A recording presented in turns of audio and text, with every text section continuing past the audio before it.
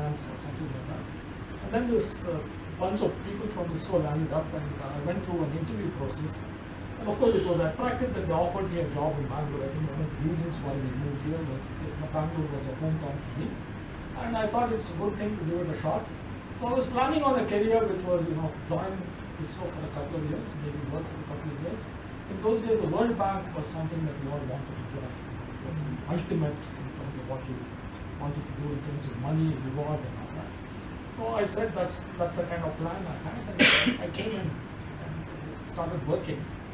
Then once you start getting into this loop, we were so engaged with it as we went along, and we were doing all these fantastic things. And I think I was 26 years or 27 years old when I went to the United Nations for the first time. And here was this guy with absolutely no background or anything on the international scene who was talking on behalf of the country on what was going on in outer space. So there was a treaty being negotiated, and you had to say what happened.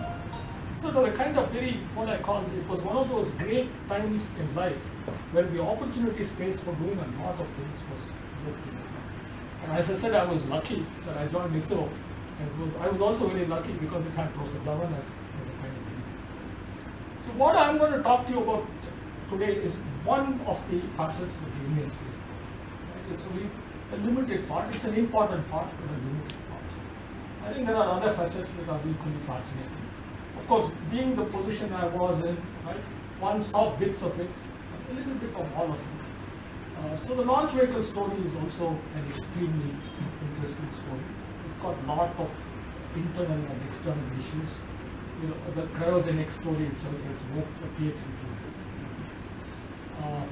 The INSAT program and the associated issues that, especially getting the user agencies on board, and all the kinds of politics, internal and external, that shaped it and led it in a particular way is also another fantastic story. How the geopolitical and the international scene kind of affected the program at different phases. In the early days, it was very, very comfortable. As we became more and more successful, it gets into more and more problems. So some of those issues are worth looking at in different parts. So I'm going to limit myself only to this because I don't think we can cover much more in the kind of time frame we have. The other thing I want to tell you is I'm going to give you a kind of narrative. Okay, I'll assume that some of you are familiar. I'll give you a little bit of the technical aspect of space because that is important to understand. I'll try to spend more time on the organization leadership issues. If you have any questions at any time, please feel free to ask. Okay, we can have a discussion rather than a monologue. Okay? Okay. Just to give you a kind of perspective. When I joined the space program in '74, Bhaskara was not there. Aryabhatta was launched in 1975. And immediately after the launch of Aryabhatta, we had to decide on what we wanted to do on the satellite side. So the obvious choice that you make is, can I do something to Aryabhatta with some incremental change that will enable me to do something better? Okay. After a lot of discussion, I have a colleague of mine, Rajan, who is actually involved in a lot of those discussions. He's writing up all his, he has a lot of papers that Professor Dhawan, he was possibly the closest to Professor Dhawan, and he corresponded on all this stuff. So he's writing up all that stuff, and he will soon make it available. Okay. So the consensus at that time was that we would try and do some incremental improvements to Aryabhatta to launch a Bhaskara satellite. And already both Vikram Sarabhai and Professor Dhawan were convinced that remote sensing had a great potential to look at the development issues associated with it. So Aryabhatta and Bhaskara, the successor to Aryabhatta, was designed as a remote sensing satellite, right?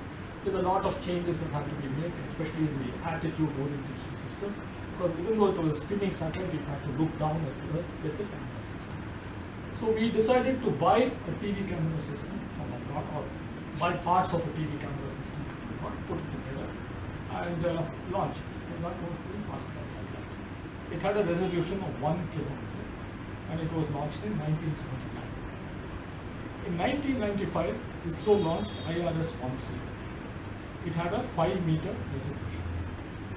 So in 16 years, ISRO moved from being what I remember going to NASA for making a presentation. So I was talking to them about Bhaskara, and I put up this number saying resolution 1000 meters.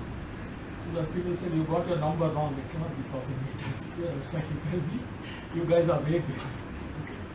But in 16 years, we actually moved from being a novice, and between 1995 and 2000, ISRO's ISRO's IRS satellite series had the highest civilian resolution amongst all satellites.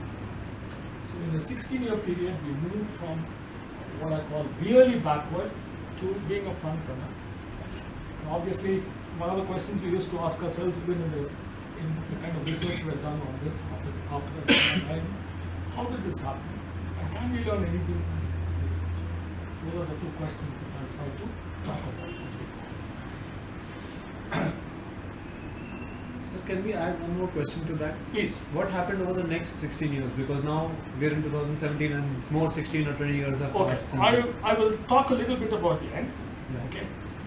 The report that we have on that, which I will make available, has a complete thing till about maybe 2005. Now, Satish Dhawan is the person that I think, in a sense, you can argue was largely instrumental in making this happen. And when I joined space, he had a very clear idea that he wanted to combine management, system level. In ISRO, one thing you must understand: everybody looks at system management. So we always look at problems from a system point of view. Okay? So one of the things that people easily use the word ecosystem. In the business world, for example, everything is an ecosystem. But ISRO actually lived it in a sense. Okay? So we actually pioneered a lot of this, and we wanted to put together a combination of people with technical knowledge and management knowledge. One of the reasons why I joined is I had an engineering degree and a management degree, and a lot of us were like that. So it so happened that ISRO had this particular culture. By the time I left ISRO, I was dealing largely on technology issues. Right? And I was consulted on all technology issues. My colleagues who had actually been technological backgrounds, they became consultants on the management structure, organization, and stuff. So, this kind of mixing and moving and all kind of medley of capabilities actually percolated. So at that time, we were a group of about 10 to 12 people. We were called the Systems Programming and Analysis Group. And our job was basically to help Professor Dhawan conceptualize what had to be done, to help with the operational part of what we were doing, ongoing projects, and basically to create a strategy where we would actually make space relevant for the development of the country. That was the real major task that we had. Because I don't have to tell you very much about a fantastic engineer who do anything with his hands. I'm an engineer, but I can't do anything that he could do. He could actually fix a switch, fix his own switch, or if a slide projector didn't operate and you were trying to help him, he would come and fix it himself. He spent a lot of time in the HL workshop, so he had a great appreciation for people, craftsmen, who can actually do things. He was also the director of the Institute of Science, and he created an entire aerospace department there, which kind of emphasized this craftsmanship, this love of tinkering with new things. Of course, after he retired, he became a major, he wanted to understand how birds fly. He was an aerodynamicist, and he wanted to look at how birds fly. And he spent a lot of time in Sriharikota photographing all these birds, and he had a fantastic talk. He used to give a talk, and aerodynamic principles. And the end of the talk was, of course, to do all these technical things, but you still don't understand how birds fly. And he was always a person, I've talked to him many times, he was always a great admirer of Vikram Sarabhai. I never met Sarabhai directly. I heard him talk when I was in IIT. He came and spoke about the space program, very inspiring. But he was one guy who had a great respect and admiration for Sarabhai. And almost any time, even in the final interview that I had with him, he was talking about Vikram's greatness. More than anything else, deal with him at a personal level. He was a great, at one level professional, but at another level he was very, very humane and warm. And for example, I remember once we had to go to Russia. I was Soviet Union. I was going with him, and somehow somebody had messed up the accommodation. So there was an accommodation reserved for him. There was nothing for me. And here was chairman, he was a minister of state level. Soviets used to give him all kinds of things. Right? He said, Chandra, why don't worry about it? You can come and stay with me. He was that kind of a fantastic person. And of course, we all learnt. Whatever I know today is largely a consequence of what he taught all of us. Now, coming back to the IRS thing, just to give you an idea, what is the meaning of this remote sensing? It's a very simple concept. Sun is a source of radiation. Right? It falls on the Earth. Objects on the Earth reflect that radiation. Right? You put a camera on a satellite, what's the advantage? It covers a very large field. Please come.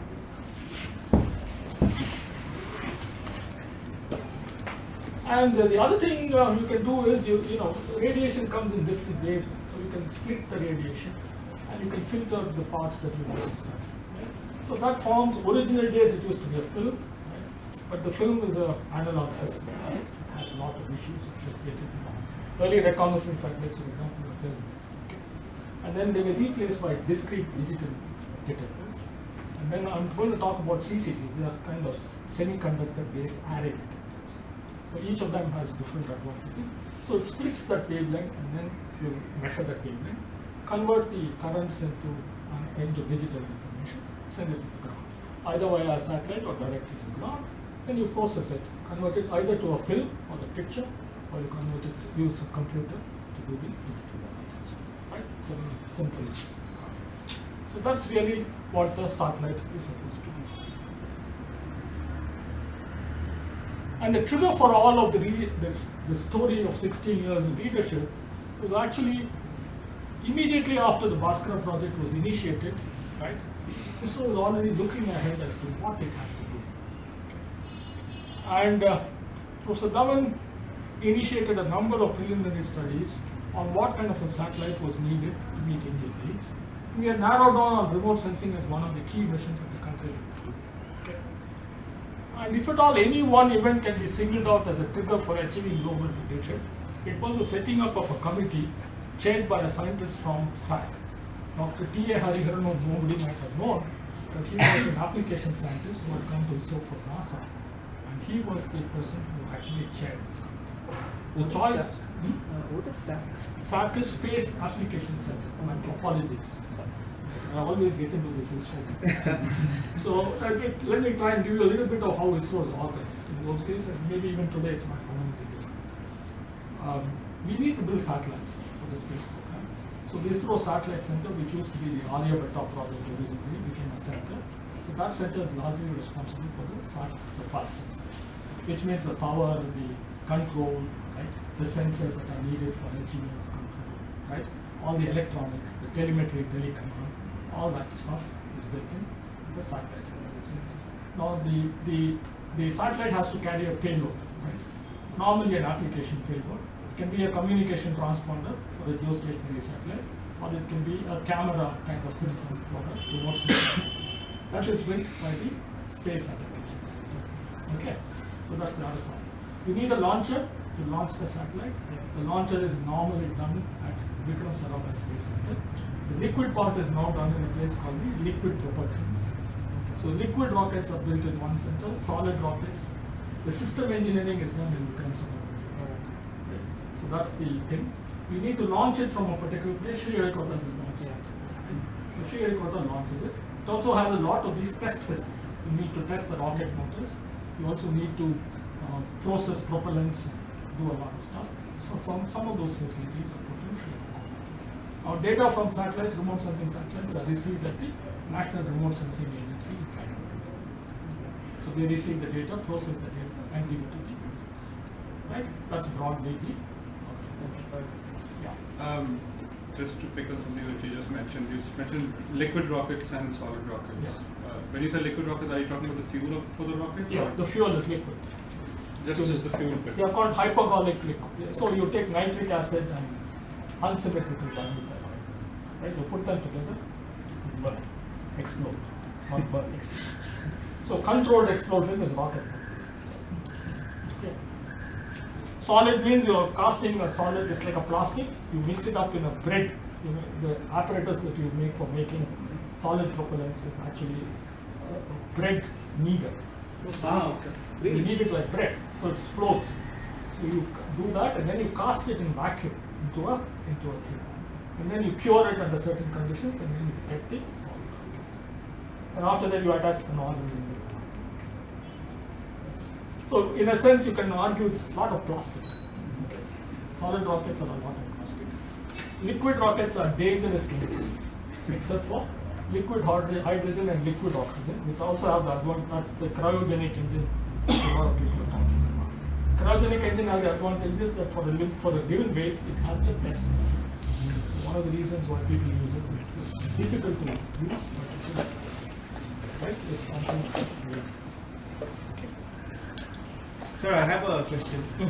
Some time ago, I read that during the formation of this organism, there were a lot of social scientists and anthropologists and all this community of people who actually were used because they knew the social problems in the country. So let me come back and share with you my own experiences about this. It's a very interesting thing that you talk. When I joined ISRO, one of the great things that we were talking about, and INSAT, for example, the concept of INSAT itself came about because of that, was we saw the potential of satellite television for education. Okay. So the Americans were very, very receptive to the idea, right? And so we came up with this fantastic experiment called the satellite instruction television experiment. You people know Kiran Karnik, right? Kiran Karnik was one of the leading lights in that project. Okay. Now, one of the things in that project was that it combined the hardware of the satellite along with the reception capabilities. You know, you needed TV sets to go to the village and it should function in the village. You also needed the education software. And I think we were unhappy with some of the education software. And let me also repeat, the education system in the country is not particularly keen on using satellite technology to promote education. People like me who had come from outside and saw this thing, so we thought education technology, I mean TV, satellite TV for education can completely transform. Okay. So one of the myths we all grew up with, especially in the early part of the program, was here we were all there, desperately being able to do something, and the country is desperately waiting for all of us to come up with these fantastic technologies so that we can change India. This is a kind of universal thing that all of us, we were young, maybe we didn't have any realistic assessment of what India is, and we believed we were going to change it. As I said, when you look down now and you look at INSAT, so when you conceptualize INSAT, one of the things that was emphasized again and again and again was education. Unfortunately, if you go back and look at the time even when I was ISRO, that's very bad. After the telecom ministry didn't want a communications. There is a written letter from the secretary of the telecom ministry to Prof, which I have seen, which said, the telecom ministry or the telecommunications ministry does not see any future for communications. Was there any justification that they gave? I tend to believe that they believed that they were doing the best thing as far as they were concerned. They were not prepared to look at an alternative. The other problem is also in a government department, you're looking at power and control. Power games are the key. Is there a lot of red tape involved?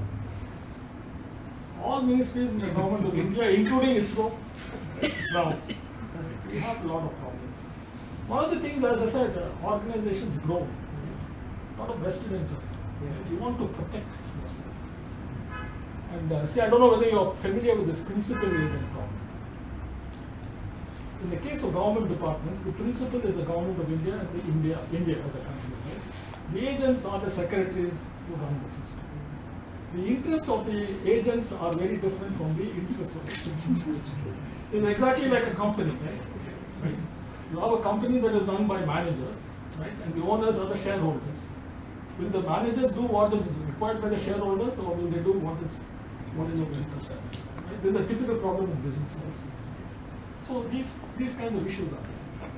So one of the great things that Dhawan did, in my opinion, was actually navigating through this and being able to get this thing going. So we spent a lot of my youth was wasted in making all these rounds to IRS itself. We must have made about 20 or 25 presentations and we used to do extensive preparation. So the one would insist that we have everything lined up, the organization structure, the people, all the entities under that, what kinds of problems they have, can remote sensing help, can it not help, some experimental data to do. We actually used to do a lot of application things and make it available to him so that we could present it. A lot of work. But it paid off because I think many of them finally turned around and supported. So one of the things that we talk about is today, when INSAT was launched, they used to provide a half-an-hour slot between 12 and 12:30 at night for education programs. The rest of the stuff all went in commercial. Today the TV world is completely commercial. So I went to IIM and we are trying to use education TV. I don't know whether education TV is now the answer to. I think the education problem can be fixed only when we combine technology with a person, teacher to student in an appropriate way. So it's not a rigid TV substituting and eliminating teachers or teachers not using TV. You should have a hybrid. I think one of India's problems in education is content. Okay. We talk a lot. So we have an education satellite which is there. One transponder is actually enough to do now a whole satellite. But I don't see it as being used in the way it should be used. Because one, education is don't want it. People who teach don't want it. It's complicated. In my opinion, software is not there. And there is no organized effort in terms of media. So that's the kind of thing that we talk about. So you talk about back then or now? I think today, you see, the internet is a clear substitute for satellites. Today, internet connectivity is there. If you want to do any kind of real-time streaming or anything that you want to do on education, the internet is available. In those days, we didn't have the internet. So it was a potential substitute, but it never took off.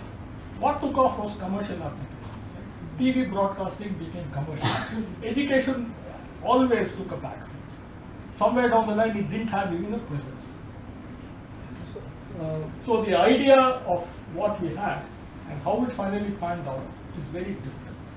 Today, the space program can be justified on the basis of communications and TV, but it's an economic justification, not a development justification.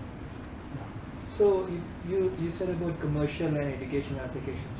What about defense back then? Let me tell you the defense story. We tried to desperately sell remote sensing satellite capabilities to defense. Again, Professor Dhawan took a lot of initiative. He was against space being used for military purposes. It was clearly a Vikram Sarabhai kind of person that he didn't want it. But in spite of it, he felt that it had to be. So we involved them in a big way. Many of them came and spent some time in this field. Again, I come back. The defense forces have a lot of inbuilt rigidities in their system. They are not responsive to new ideas of change. Even today, according to me, now today, for example, communication satellites are using. There's a dedicated defense satellite. And you look at remote sensing and reconnaissance and all that. I used to consult, I used to do a lot of work even when I was in ISRO. Now also in IASA, I spent some time with some of them. I think they've made some headway, but they're still a long way.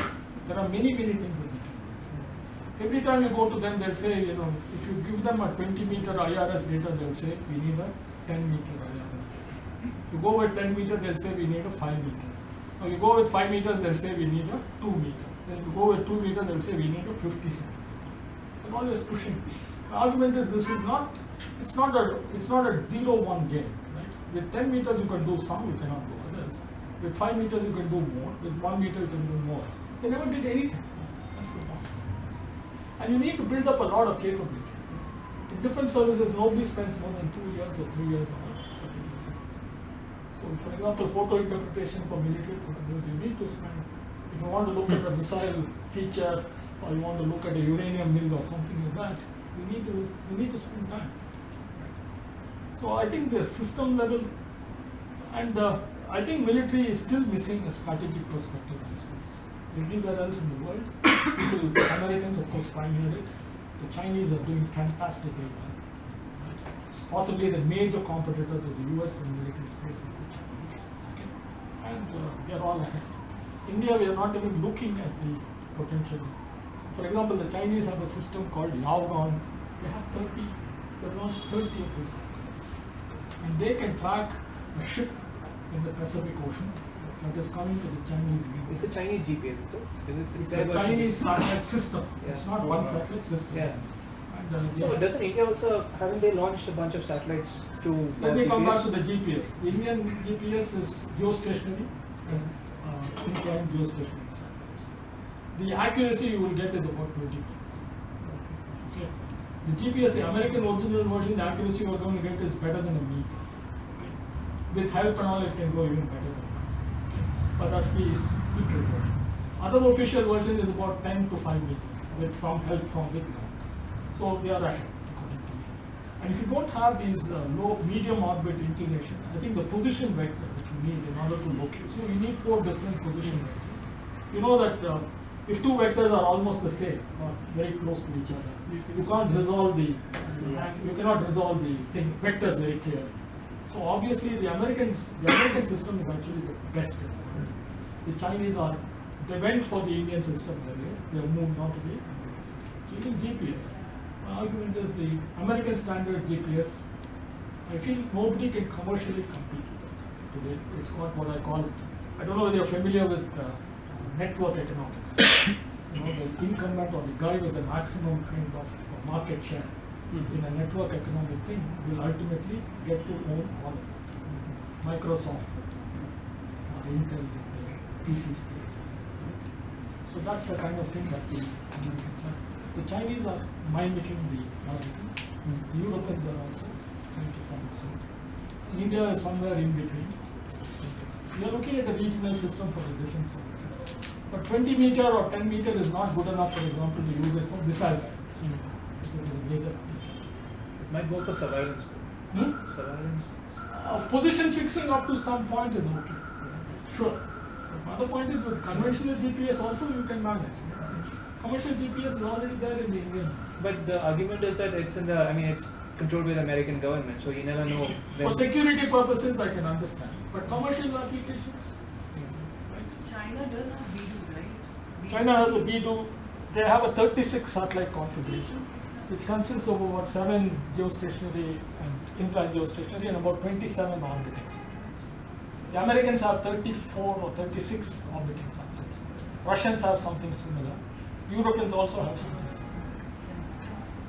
But geostationary, the disadvantage is the position vectors that you get in order to fix a location are very close to each other. Right? It cannot be very different. Ideally, you want them to be very separate. So there's an inherent accuracy. The other critical thing is, of course, the clocks that are used. Americans use cesium clocks. We use rubidium clocks. Okay. So there are some. Is it the cost factor that's limiting us? Yeah, rubidium clocks are cheaper. They're not as accurate. Okay. They're not available. MTCI. They have malfunctioned in the recent satellites also. That's the rubidium clocks, not the American cesium. Yeah.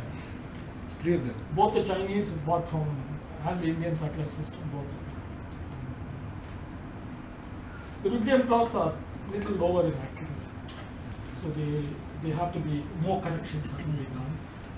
So inherently there are some. The Japanese and the Russians are using the same rubidium or cesium? The Russians may have their own system. Yeah. The Japanese may have access to American cesium clocks, or they may have their own. The Chinese are building their own. They're building their own. They have a company in China that does all of it. They're procuring. They were also part of the Galileo project with the Europeans. They had a company that was actually going to do a lot of this stuff. Okay, and the company finally, I think the Chinese reneged and they started doing their own system. There's a lot of political geopolitics. India is procuring the rubidium clocks from Europe. Same company. Yeah. So the EU space program also uses rubidium, is it? Indian space program uses rubidium. The EU, sorry. EU also use rubidium. Okay. They also have some access to cesium. Okay. That capability. I think some of them have cesium and some of them have rubidium. I don't remember exactly, but I have it somewhere. I have to check. Okay, but it's. So one thing is therefore timing accuracy is important. The configuration is also important. And what I call, much of the GPS improvement for commercial reasons comes also because you have a number of ground stations whose positions are very well known. Okay? And you kind of locate from that and then you improve the accuracy. that's also. Hey, come here. Hi, Peter. Join again. We're so sorry, the traffic was. We're newbies to Bangalore traffic.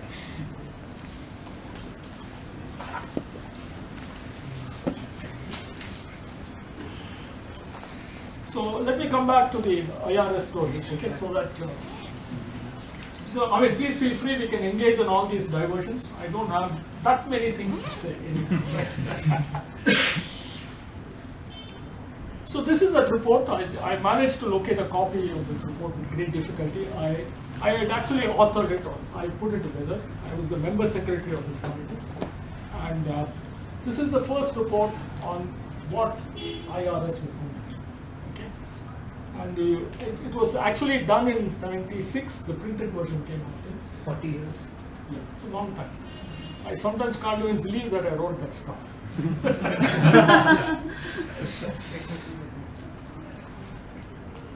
And just to give you an idea of how government thought about it, study the existing methods of resource data collection in the country.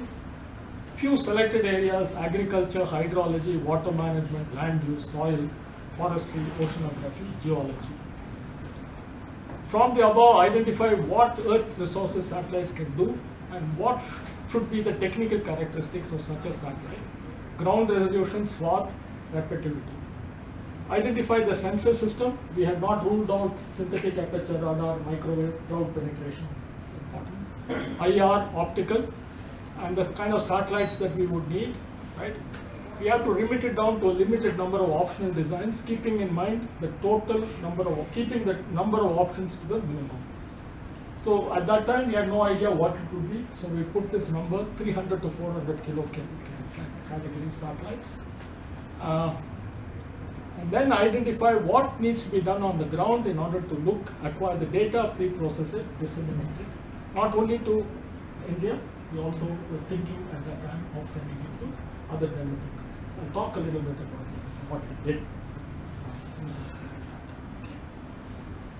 So you can see that it's a very broad coverage, focused development, civilian applications, not so much military, and a lot of uncertainty about what is to be done, but still we were clear that we wanted to go ahead with this. Okay. Just to give you an idea of the composition, different centers I told you about, right? It was chaired by Hariharan, application. So the focus of the whole study was how to use it, right? The society part of it, non-military thinking. Image processing, how to convert the data into images, make it available to the user. Remove the microwave, right? We had already microwave radiometers were flying on Bhaskara. Synthetic aperture radar have great advantages because a lot of Indian agriculture happens during the monsoon period when clouds cover the whole country. So a lot of people used to say, why are we doing all this optical stuff? It's not going to have any value. Put a SAR on it, it will penetrate cloud, you can get day pictures, night pictures, and we can use that. Be very useful during the monsoon period when the crop is actually starting. Right? It had P.S. Goyal, I don't know whether any of you know Goyal, control engineer from the satellite sector. Asha guy was involved in a lot of the TTC stuff. They were also, so they were members from the satellite sector. And of course my boss and colleague Rajan, right, major contributor to this whole space of it. I'll talk a little bit later about it. Myself and another colleague of mine called R.D. Sharma were representatives from the headquarters. So Professor Dhawan had this SPAG group as a kind of coordinating thing.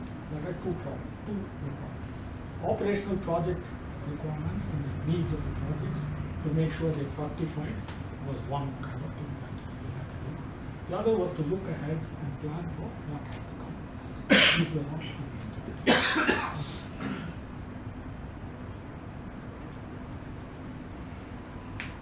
Now, if you go back and look at IRS, the reason why we achieved world leadership boils down to one single very important decision that this would be.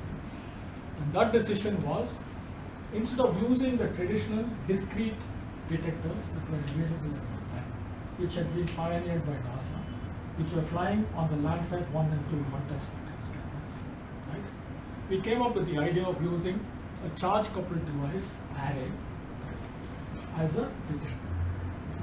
It looks like a very trivial technical problem, but it has serious consequences in terms of what kind of a payload, what kind of a satellite, etc. will come out. Now, this idea did not come from any great guy. In one of the jobs in ISRO headquarters, we were monitoring technology.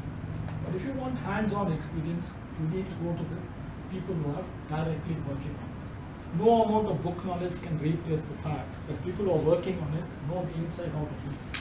So much as we would like to claim credit for IRS at the system level, the idea actually came from the sensor development group, which was headed by a very distinguished colleague of mine called Dr. George Joseph at the Ahmedabad Space Applications Center. They were the group that was responsible for developing all the camera systems for the IRS, okay, prior to the IRS for the fast classic. Now, CCD technologies is very similar to CMOS technology. What's the advantage of CMOS technology? Every generation of detectors grows exponentially. So when we started, we were looking at a device with 128. I think when we flew our IRS, it had already reached about 2048. Okay. So one of the things that we had assumed that the Moore's law kind of evolution and growth would also automatically look at it. So by the time we started, it was around that. By the time we ended up, we had actually, IRS, I think, had a detector array of 2048. Now, we provide a superior alternative to the NASA pioneered multispectral scanner technology. And why was that? I'll talk a little bit about it. From the Indian viewpoint, agriculture in India is actually, you can see that we have very small field sizes. Right? And within that field, we grow more than one crop. Right? So the Indian requirements also dictated that a satellite had to be eventually able to have higher and higher resolutions as we went through the series. So these were some considerations that came up for discussion in the working group. And therefore, one of the reasons why all of us felt that this was a better choice than the scanner was we felt that the potential future for this development was high. The other thing is with MSS technology, it was not possible to improve the resolution because what happens is even Landsat 5, it had 128 discrete detectors mounted on it. And if you wanted to go from 30 meters to 50 meters, it had to go, I think, 4 times. You can't have, you can't maintain the geometry and the fidelity with such a setup. So one of the problems with MSS technology, therefore, was that it is not going to go beyond the limit of about 20 meters before it be assessed. And therefore, we wanted to look at the future. The CCD approach seemed to be a much better option.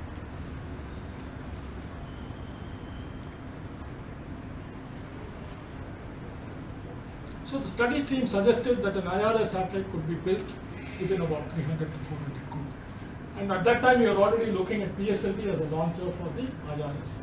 So we needed to justify the logic of PSLV. So we coupled it with this development.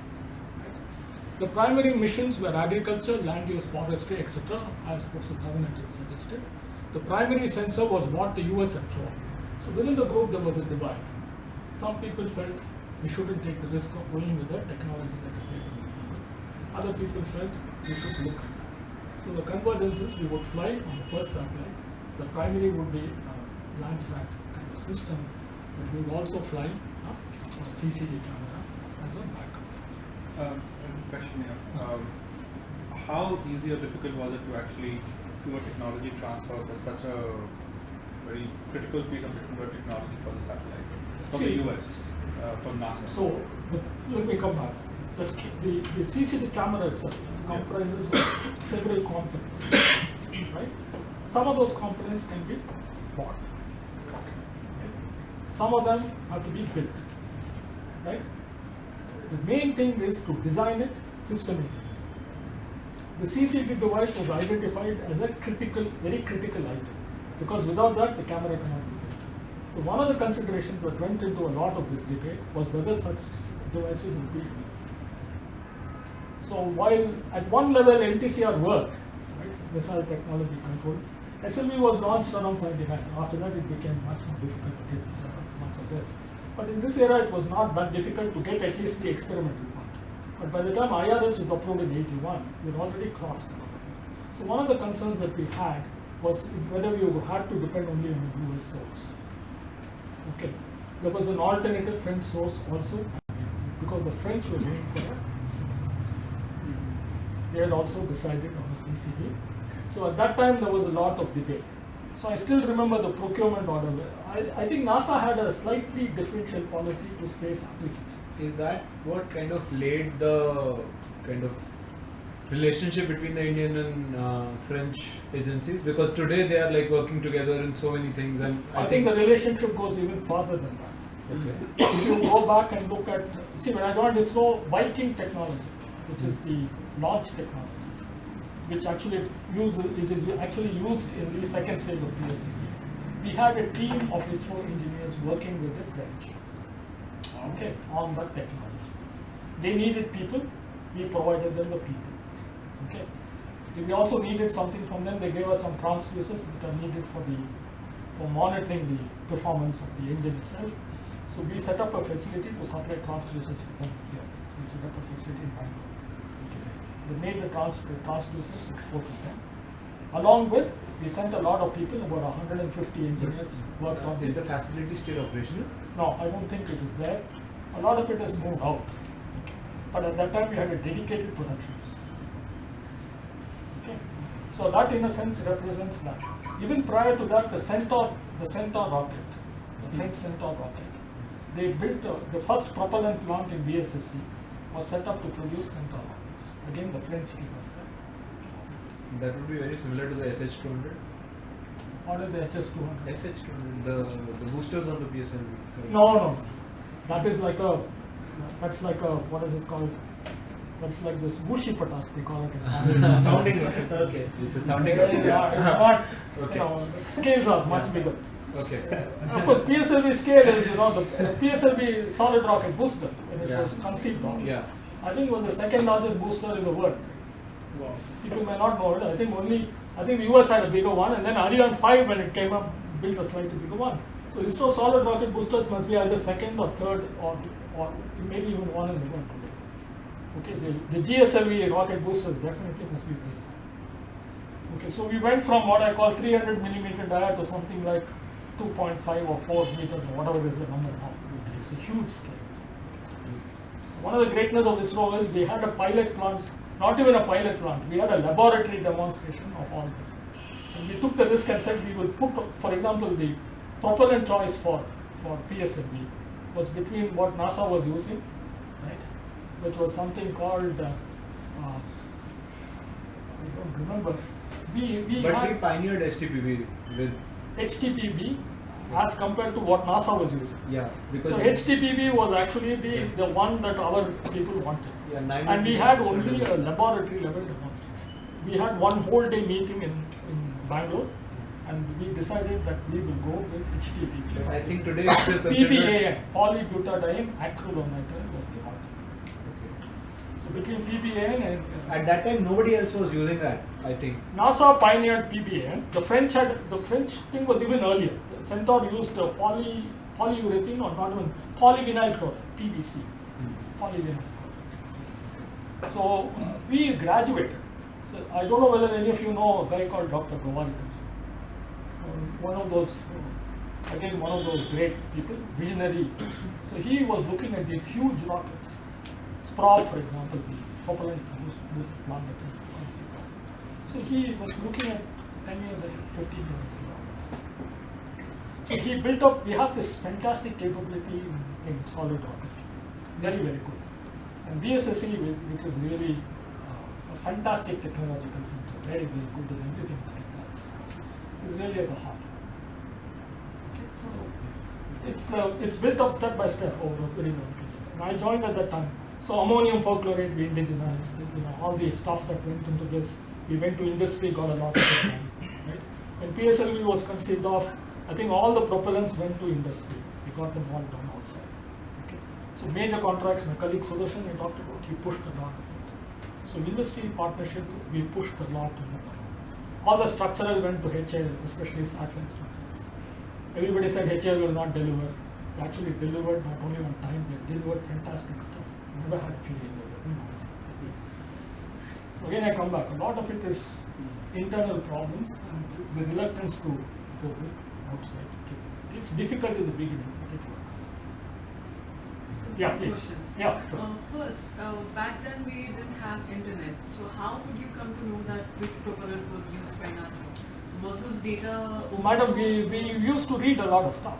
Not necessarily on the computer. Guys like me are oldies. While I can use the computer, I'm not particular. Even now, I would like. See, I still have this collection of stuff that I used to read, and I know exactly where to go and look for what I want. So, doing a trajectory analysis, I know that in page so and so, I have this formula for time of flight. You can go and look at it and see how I can do to solve a problem. So, my point is, you people are all comfortable with the new world. So we are making this difficult transition from the old to the new, and most of the time fail.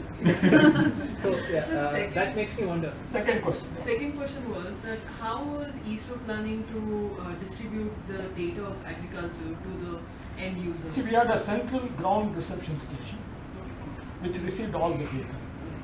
Now, one of the questions that came up is, what kinds of data would the users be familiar with? Okay. So, in our time, when I started remote sensing and doing all that, it used to be photographs. Okay, photo film, that's the normal pattern that you would use. A lot of users had used aerial photographs. They were comfortable with aerial photographs. Okay. So, we had a debate about the digital versus the, because we were all reasonably savvy that the computer was going to take over, and digital imaging was going to become more dominant than the analog imaging. So, camera systems we ruled out. We didn't even look at it. TV, all digital systems, but camera systems were rolled out. ISRO never launched a camera system. So the digital world was clear how to use the data. So we set up one of the largest photo processing labs. And I was one guy who opposed it, saying the world is going to go digital. We don't need such a big facility. But in NRSA, we set up a huge facility to service the users. And I think within a few years, it kind of became bigger than everybody. So we still have, when I go to NRSA, they still tell me, that you are one of the few guys still. So, but then at that time, even after moving to digital, data transfer could not happen over the network. So there must be some storage modes that would be used. So we used to supply, so you could order imagery, right? So we had this path row scheme for the IRS. So if you specify the path and the row, you can locate the area of interest. The data products were created to such a precision that they would register on that path row. So we spent a lot of effort in trying to make sure the registration was okay. So we had a lot of software issues, which resolved as the project progressed. Okay. And I was a member of one of those quality evaluation teams, the kind of stuff that we had to do at the time. Very complex, very difficult, but we did it. Okay. So it registered. So you place an order. You can place an order for a photograph. You can specify what kind of a photograph, false color, real color, all that stuff you can do. And you can, or if you want, you can order what is called the computer compatibility. So which you can take and put into your wax machine. We also ordered a lot of wax machines. So ordered about I think 50 wax machines. Wax machine. You can Sorry. So the mainframe was IBM. Now when it went into distributed computing, right, the standard that was for data processing, there were several standards, but the one that finally became a dominant standard was this company which made wax machines. That company I don't think exists now, but wax machines were like the network set of computers, right? Which they were not big computers like the IBM computers. They were smaller computers. They were what are called mini computers. They were called mini computers, and they were the dominant standard when ARS was being processed. I think after that it went, and you moved away from the centralized networking to just sending the data, and you could move a lot of it on PC. Okay. So those days we were somewhere in between. So here there's a lot of data that you have to do. You have to do the attitude correction, you have to do the radiation, the calibration corrections, and you have to make sure that it registered on the map. So you got a lot of what I call repetitive data processing. So I think these computers were very good at doing it. That was the reason. typical end users of this industry? According to me, a lot of people, Ministry of Agriculture, Ministry of Forestry, okay, water, land use people, some geology. Okay. The idea was, of course, not so much the ministries as normal users. So when I went and looked at, later I went and investigated a lot of the IRS development as a part of an evaluation team for this work. That was after I joined IIMB. So there was a company called Saraswati Sugars in Haryana somewhere. And they were using IRS data to evaluate the quality of sugarcane, because the yield of sugarcane depends upon how much juice is there in the sugarcane. And there's some rules in India which are very unique in India. If you locate a sugar mill, you have to procure the sugarcane from around the mill. Some archaic rules, understood about it. So they were actually using it to assess the quality of sugarcane. So the higher the quality, the better is the yield. So they were actually using it in a very unique way. Nobody had thought of it at that time. So a lot of these people were also using it. So my argument is today, you and I should be able to use it for whatever we want. Unfortunately, we have not reached that stage. Or if I have to do something with remote sensing data or any kind of data, I use Google. For example, we recently did a study on identifying uranium mills. Okay, so this is again a remote sensing problem which we talked about 25 years ago. But so far nobody seems to have taken it seriously. Okay, so recently our group at NIAS, we wanted to do this because there was a requirement for knowing uranium resources across the world. So we actually use Google Pictures. And we were able to come up with an algorithm that works. Okay. Not only can we estimate whether it's a uranium mill, we can also separate out copper mills which have somewhat similar signatures. We have a method for doing that. And we can also get some idea of how much it produces. All this is possible. And I left remote sensing long ago. I haven't done anything recently. So even for idiots like me, we can actually use it. If you put in a little bit of time and effort, a lot can be done. But this should be done by some 200,000 people in India. If it's done by 1 or 2 people in India, 6 months. Imagine your local problem. The solutions can be found using higher resolution.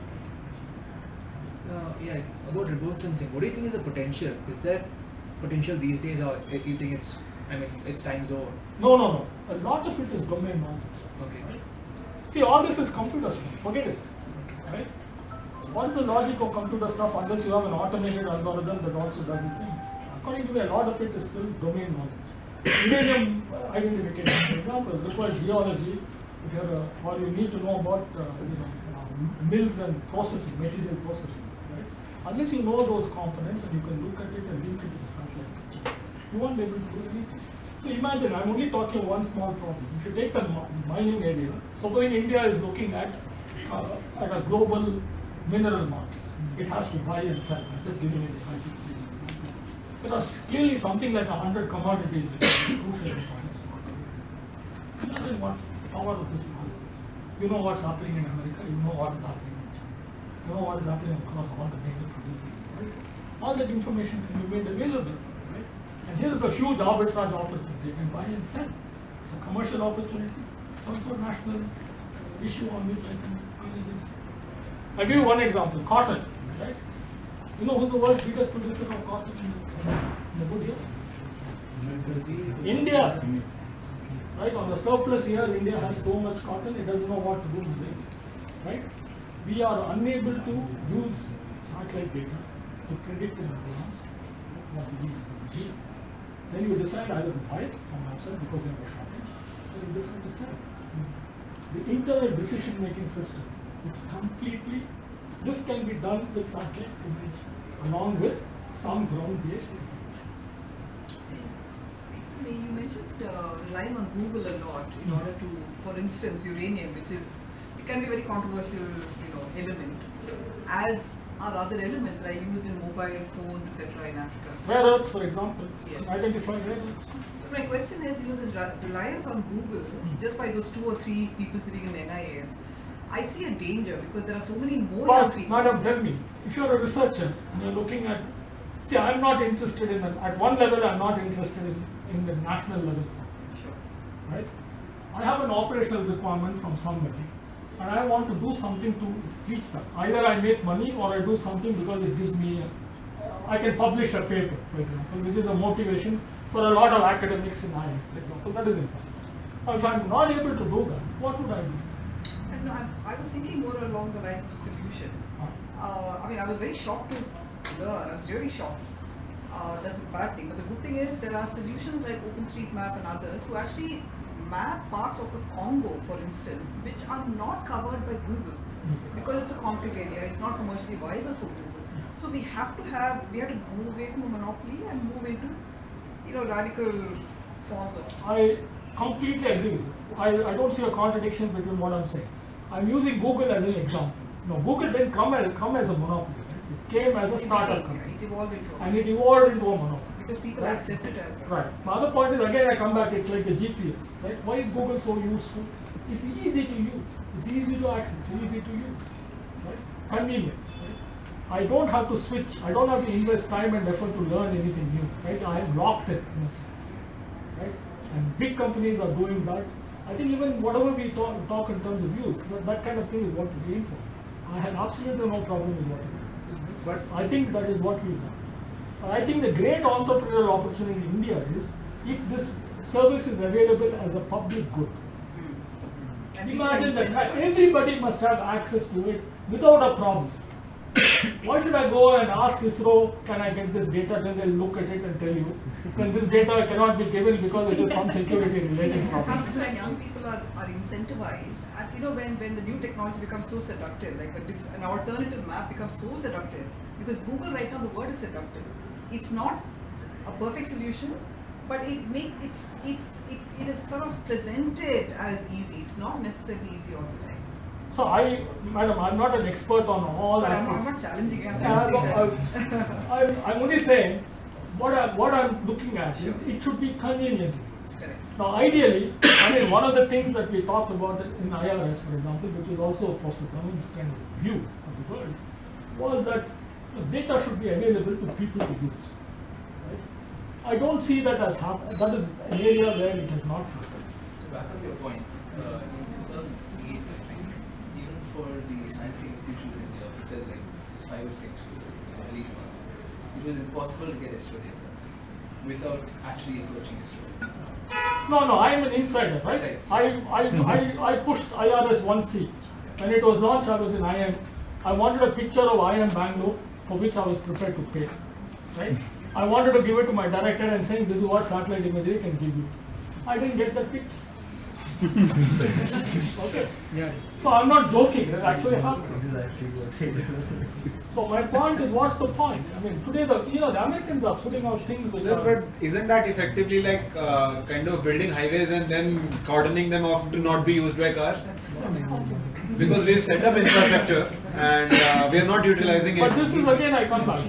What I'm arguing is, as organizations go on a trajectory of success and growth.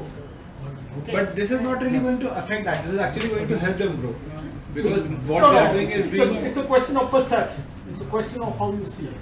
Now, in this particular case, the problem is not only ISRO's problem, right? Now, let me come back to the other entities in the government that have a role to play. There is something called the survey of India. I have wasted about 20 years of my life trying to negotiate with them on a common standard that we can adopt, for example, on a mapping system for the country. The moment you talk about satellite technology, the first thing they will say is it's not accurate, which it is not. The solution to that is obviously to use all the geodetic things that you are going to do. Isn't it easier to deregulate it and let the market decide? Ideally, again I come back, India is like, deregulation in India means you have to have a major crisis. Right? So when did deregulation happen in India? You go back to 1991. It is a landmark year. And why did it happen? We had some 10 days of foreign exchange. Right? And it was also fortunate that we had Manmohan Singh and as the finance minister, and we had Narasimha Rao who decided to go ahead and do it. So the classic example is Google, because the end user being farmer, you still have pest effect data aged 2008. Like, what would you do right now? According to me, the pest issue again, in my opinion, if you don't get timely information, even that is dicey. Spectral changes are not that visible. So if you want to do pest attacks, you also need a lot of ground data, right? And you need to link the ground data with the space data in order to be able to operationalize. The Google website is not much of a use for. No, it may not. It may not. It doesn't provide you that kind of data. So how does redundancy of such high value infrastructure happen?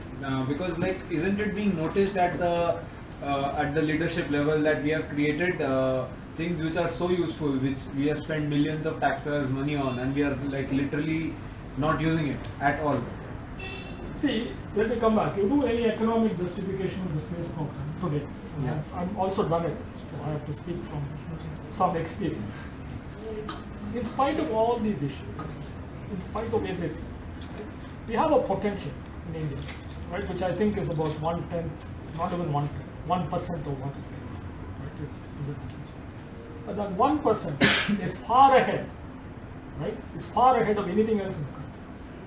So you're looking at any government project and its return on investment, if you want to use a very crudely financial term, okay, which many people may not like in the government. But my argument is ISRO is ahead. Right?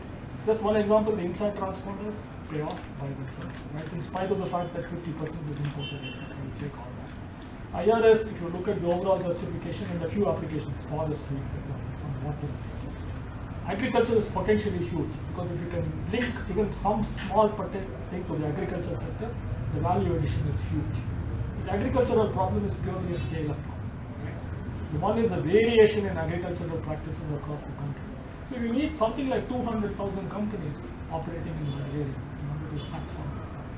We may have about maybe 2,000 companies, maybe 200. So potential is huge. But even without that potential, the justification in terms of the relative impact, right, is what I'm saying. So that is one of the things that I feel is the reason why this was still relevant. Maybe when this was launched, the technology was not so advanced so that people can actually get those images and. But now, as we have advanced so much. With 5 meters, you can do so many things. With 10 meters, with 2 meters, you can do millions of things. With 1 meter, you can do a lot of things. Today, we are reaching in the 1 meter class. No, not with that advancement. So maybe if I have to say, everybody has a smartphone now. So way back then, it was only Doordarshan, and they had to get images only at a specific center. But now with so much accessibility from the common man, with the common man, what the common man has. So now can the government take some initiative to get all those things available for the common man? According to me, conceptually what you're saying is correct. I tend to believe the government will, my opinion of the government from what I know of it, maybe it will change. Very poor. Karnataka government, for example, I don't think it will ever do. But then this is anywhere national. But my argument is, let's come back. Crowd, for example, why satellite pictures? I'm coming back. You have a cell phone that takes a picture, right? You need to build up a map of your area, right? You need to build up something in your area, right? Crowdsourcing, crowd doing it today, it's possible. But what you need a way in which it can be structured, a way in which you can organize. It represents a huge opportunity. Yeah, but our cameras doesn't have remote sensing capability. Why should it have remote sensing capability? Right? My other point is a lot of problems may not need satellite sensing. Right? Why? To produce a map, I just need a good photograph. I don't need a multispectral scanner looking at IR. No, if that is made available, and then the other point is a lot of stuff. For example, agriculture. If you're looking at precision agriculture, satellite data will give you a very good idea of the area. Right? Sure, it can do, and you can get field sizes which are small today, no problem. But you want to know the status of the crop. Even that can be mapped, like soil quality and. But soil quality, for example, you need a lot of ground-based detection. Right? You need to integrate the ground-based detection with the satellite-based. But then if we look the satellite will provide an update very quickly. But if you have all that information organized, it can easily take care of a problem. Right? So I think it's a great advantage. Even GPS is a great advantage. If I know the position, I know exactly where I am. So is there any work happening towards that? I would like to give one example. Like what happens with satellite data is that as an Indian entity, you cannot procure data which is corresponding to Indian areas. And as an international entity which is not based out of India, you can procure that same data from ISRO and it is easier. Say space is free to be used by everybody. Yeah, but then isn't that ridiculous that a company who's trying to solve the problem in India for India cannot get that data? It is ridiculous, but that's government policy. This is exactly the argument we used when we tried to get the survey of India to change. And this is exactly the argument which we failed. And this is in spite of Professor Dhawan being connected to everybody under the sun. He knew the Prime Minister at a very good level. Nothing happens in India. Once these bureaucracies get entrance. What's their argument against it? They are worried about losing control. But they have to give out some public argument for this, right? What is that argument? Let me come back. We still don't have a good digital map of India, which is downloadable for me to use. Why? We are talking about digital India now. We don't have that. Why? I think they now require Aadhaar to download your map. It's a serious thing. I think the Survey of India actually has a requirement to prove that you are an Indian resident to buy a map from them. It's ridiculous. So this is the latest thing. Right? Now, if I have, even in my time, if I had to, I used to be involved in a lot of areas, right? And I was, for example, we were involved in a project of a partner, and we needed to draw these lines. We had Indian maps, but they were not, they were not good enough. So I remember we had a set of US Air Force maps. So they were available. And you know what happened? You can order them in US. You just send some $3 or $5 to some address, and they would mail you that picture. Oh my God. So so we used a lot of these maps. They were available. And to get the same map, I had to sign half a dozen things. And when I left ISRO, I had a cupboard full of those maps. And before I left, I had to make sure that everything was handed over with all that list and all that. Because otherwise, I might put you in jail. Oh wow. Okay. But ISRO is somewhat a government organization, right? Doesn't that help your cause at all? As I said, if it's a government organization, they will give you the data. But they will had the maps. That was like a so we did get the maps. We wouldn't get the maps. But the problem is some of them were 1950s, some of them were 60s, some of them were recent. And agriculture is dynamically changing. So you need to be also related to whether wheat is growing or something else is growing. You need to see it. So a lot of these problems are there. So I think BISEC, right? BISEC does this data. Huh? BISEC is there, right? Which one? BISEC, Bhaskar Institute of, this is in Gandhinagar, Ahmedabad. So they work with ISRO and they map the geography of things. Yeah. According to me, this technical stuff is now what I call passe. Everybody can do it. Everything is available. So today all this GIS and all that people are talking about is all, we talked about it 20, 30 years ago. I think most of it can be done today without any big deal. If you have access to data and you know what to do, a lot of things can be done. But one or two entities doing it in the country is not enough. We need a scale which is huge. And this problem is not, what shall we say, nobody thinks it's a big problem to tackle. Because if a sugar mill can make use of the data, I think there can be many businesses which can be benefited out of it. And I'm saying you're only looking at the tip of the potential, right? You look at crops, there are 100 and 200 crops. Varying things, cotton is one, sugarcane is another huge crop, rice, wheat, we are doing something in ISRO. But I come back, the centralized management, large data, large systems have a role, but a lot of it has to be done wisely. I feel there's a huge opportunity for entrepreneurship in remote sensing, which is still largely How is there an opportunity if you're not going to get the data? I think you should look at what I call demonstration and then try and see whether you can get a foreign guy to come. Yeah, that way. nowadays people are doing it with the drones, right? So no, I was installed. So I think you can get data from Planet Lab. Planet Lab data is available. So You see, have that's data the from- point. See, Planet Labs, you know what Planet Labs business model is? A data of the whole Earth every day. Yeah, every day they're. I don't know whether they get there, but at least that's what they're aiming for. But ISRO could have done it. According to me, yeah. We have all the data. Even now, it's not too late. What's your take on Goa? I don't use it. I'll be generous and say I don't use it. I prefer Google. Not that Google is solving all my problems, but at least it gives me, for some of the stuff that I do, it's useful to get some ideas. I don't use it for other cloud processes. And for me, I can't afford to buy data from any of the commercials. As researchers, we don't get any money. So who uses Bhuvan then? I mean, is it? I don't know, government uses, I have no idea. See, I left ISRO 93, so you must forgive me if I don't know enough about all that. I don't have a handle. Alright.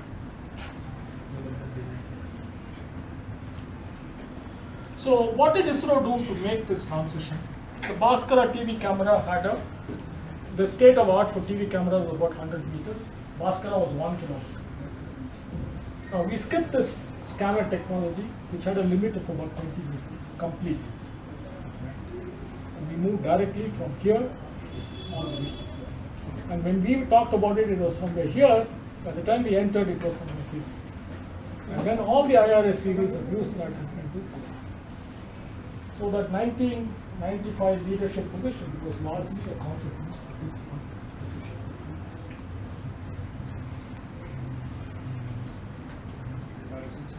So this is typically the multispectral scanner. You have a scan mirror.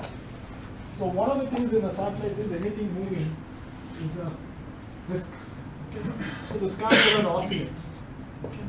And it covers the area on the ground and then focuses it through an optical system which splits it into different spectral bands onto a set of detectors with the focal camera. Okay?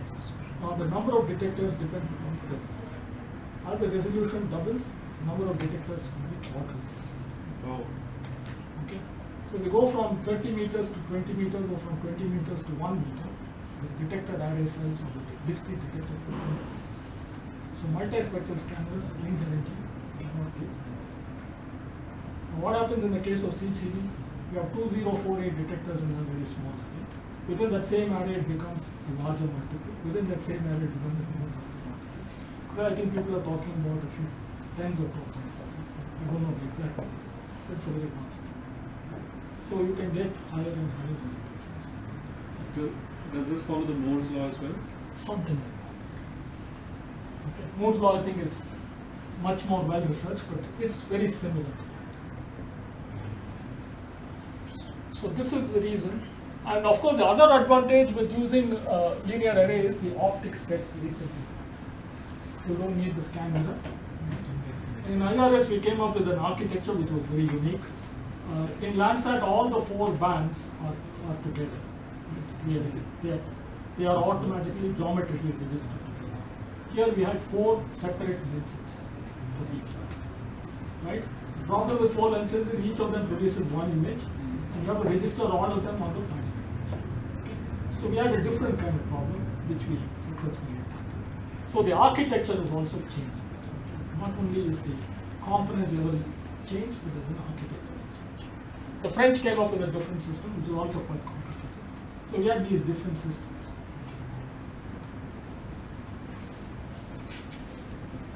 So again, I come back. The debate within the committee: scanner is proven, Landsat has used it, covers a very wide spectrum. Infrared is possible. In this case, you cannot go into the infrared. Resolution limit, right? Complex optics. CCD, new technology, not proven. Only Spot, the French company, French satellite system was going to use it. Usable only over the optical near infrared range. Higher resolutions were possible. Simpler optics and elimination of the scan made it a much more reliable system. So we had also ruled out a synthetic aperture radar in the study. But you know, there was a lot of pressure inside. We had a very strong lobby inside ISRO, which said monsoon period, weather conditions dictate sun. So why are we wasting our time? Right? So that continued, so we supported a lot of that work. So the other thing is MSS and CCD based aircraft sensors were developed and tested. Microwave sensors were also supported. We created a number of study groups to take the technology further. So between 1976 and 1981, so 5-year period, there was a lot of this development. Okay. Sir, I have a question. So between 1976 and 2006, so I think RISAT 1 was, I don't know, 2006 sometime? 2000 and maybe the Israeli one was earlier, right? Yeah. Maybe later. Yeah. So why did India take 30 years to decide on having a SAR imaging satellite? It didn't take 30 years to decide. Yeah. I think the problem in SAR is technology. Yeah. And a lot of those technologies are not available. So a lot of the Indian capability to develop the technologies are also not. So we put together a program, and I wrote this report on this radar. So the technological capabilities at that time were very, very limited. And that assessment was one of the reasons why we wrote it out. And I think we built an airborne version of it. It took about 90s. And then even now, it's an area where a foreign entity or a foreign country can fix it. So a lot depends upon the goodwill of the US.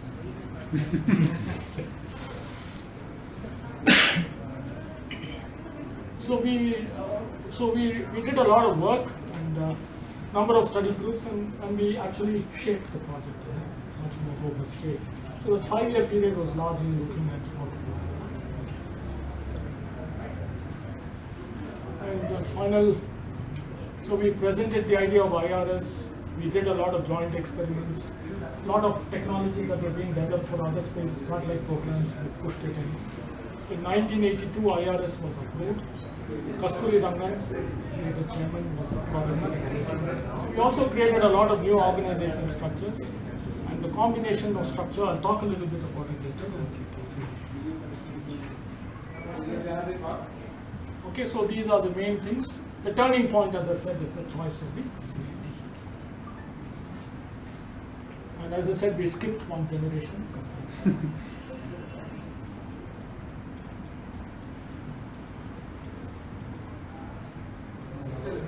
Again, I come back. If you look at it in terms of the conceptual framework for innovation, you can actually look at the CCT as a kind of modular thing. The sensor part changed, but because of the sensor part, it also changed the architecture. So if you combine them, you're actually moving into this realm of radical. So it was significant. And the growth potential of the new technology was really key. So IRS 1C, when it was launched in 1995, had this ability to grow from 35 meter or 40 meter of 1 meter state of the art. I'm not sure I quite understand what this is. Could you explain this a little more? Okay. A product is made up of components, right? Correct. So you put the components together in some kind of an architecture. Now the product changes when each component changes. There's a new development in the component. Product changes. Or when a component level capability changes, the connections between the components can remain the same, or they can also change. If they remain the same, it is what I call component or modular change. Right? If I completely bypass the component and come up with new components, and new architecture completely, that is radical. For example, when transistors were replaced by ICs, and really simple. Okay? So that is completely right. Now, in architecture, in IRS, for example, it uses optics, detectors, all the same modules, right? Except that it's connected. Both architectural change and radical change are very difficult for what I call existing large organizations. Startups are easy, large organizations. So, can you just wait? I give you the whole presentation. Okay. I'm a teacher, I say all this stuff is what I teach in my class. This is a nice framework. So what Sarabhai left behind was a bunch of people, right? What Dhawan converted is a bunch of people, converted into a structure. So he gave it structure. But as I said, structure comes with rigidity, right? What ISRO was fantastic in those days was that it had the structure to do the delivery. It also had the informal connections amongst a group of people that provided flexibility to them, added flexibility. So you're looking at a hybrid structure where you need to do the routine part well, for which you need structure, and the non-routine or the innovative part also. And for that, how do you make this transition? Generally, it is always done only through people and people connections. So innovation has got a social component that is always significant. I think what ISRO was fantastic was that we were able to build that, and it's largely the Dhawan style of leadership and the way in which and the kind of young guys we were all there who believed that, as I said, satellite TV is going to change India. Naive, right, idiotic, hard-working, shared the same belief. We had different views on what is important. Once it was decided, we all pitched in and did it. I think that kind of a system cannot sustain itself for too long. So between 74 and 84, a 10-year period when Dhawan was around, I think that was really the period in which the blueprint for what ISRO was and everything else also needs to be. And that is really the kind of imprint that Dhawan left behind. Just to give you an idea of how it functioned. For example, I remember George Joseph wanted, I don't know, maybe 5 or 6 lakhs of rupees to buy some CCD devices. He couldn't get the money from within the system. But since we had worked with him on the study group, he knew all of us. So I used to control the money in ISRO. As an MBA, I used to control it. So I remember going and asking Rajan whether we could find something, and he said yes. So we used to be able to solve a lot of these problems. It's largely personal connection. So I knew Rangan very well, George very well, right? I knew a lot of the people in the satellite center. Also VSSC, a lot of people used to know. So a lot of these problems got resolved simply on that. I think George wanted some more people to work, right? The Bhaskara project was getting ready. He wanted to divert some people from the project to the development of the airborne CCD. Again, Yashpal was very kind, he said we would do something. So those kinds of connections were very, very useful. So what made all this happen is, if you look at it, we had a number of integrating mechanisms. Projects was one. We had a lot of study teams. I must have functioned on at least 100 study teams. I've written more than 100 reports of different facets of the space program. So we used to have these budget reviews. We followed what's called program budget, program planning and budgeting. We also did zero-based budgeting. So we had a plan preparation, we had area reviews, we had discipline reviews, we had a number of user presentations, a lot of seminars, workshops. And Professor Dhawan took a personal interest in that. So we built this cross-fertilization networks of people that actually bridge the gap between the routine and the environment. I think that is one of the great, I've never found it in any other place. I have a question about the structure. Why? So, something like SSC and ISRO, I would imagine that SSA should be part of ISRO. It is. It is, okay. So, ISRO is still the ISRO overarching is still thing. the top. Okay. No. Yes. But let me repeat, I think I remember all of them function. Of course, Professor Dhawan finally did that. And I suppose many of them respected him in a sense. Right? But ISRO is still open, even today. You can definitely go and disagree with anyone.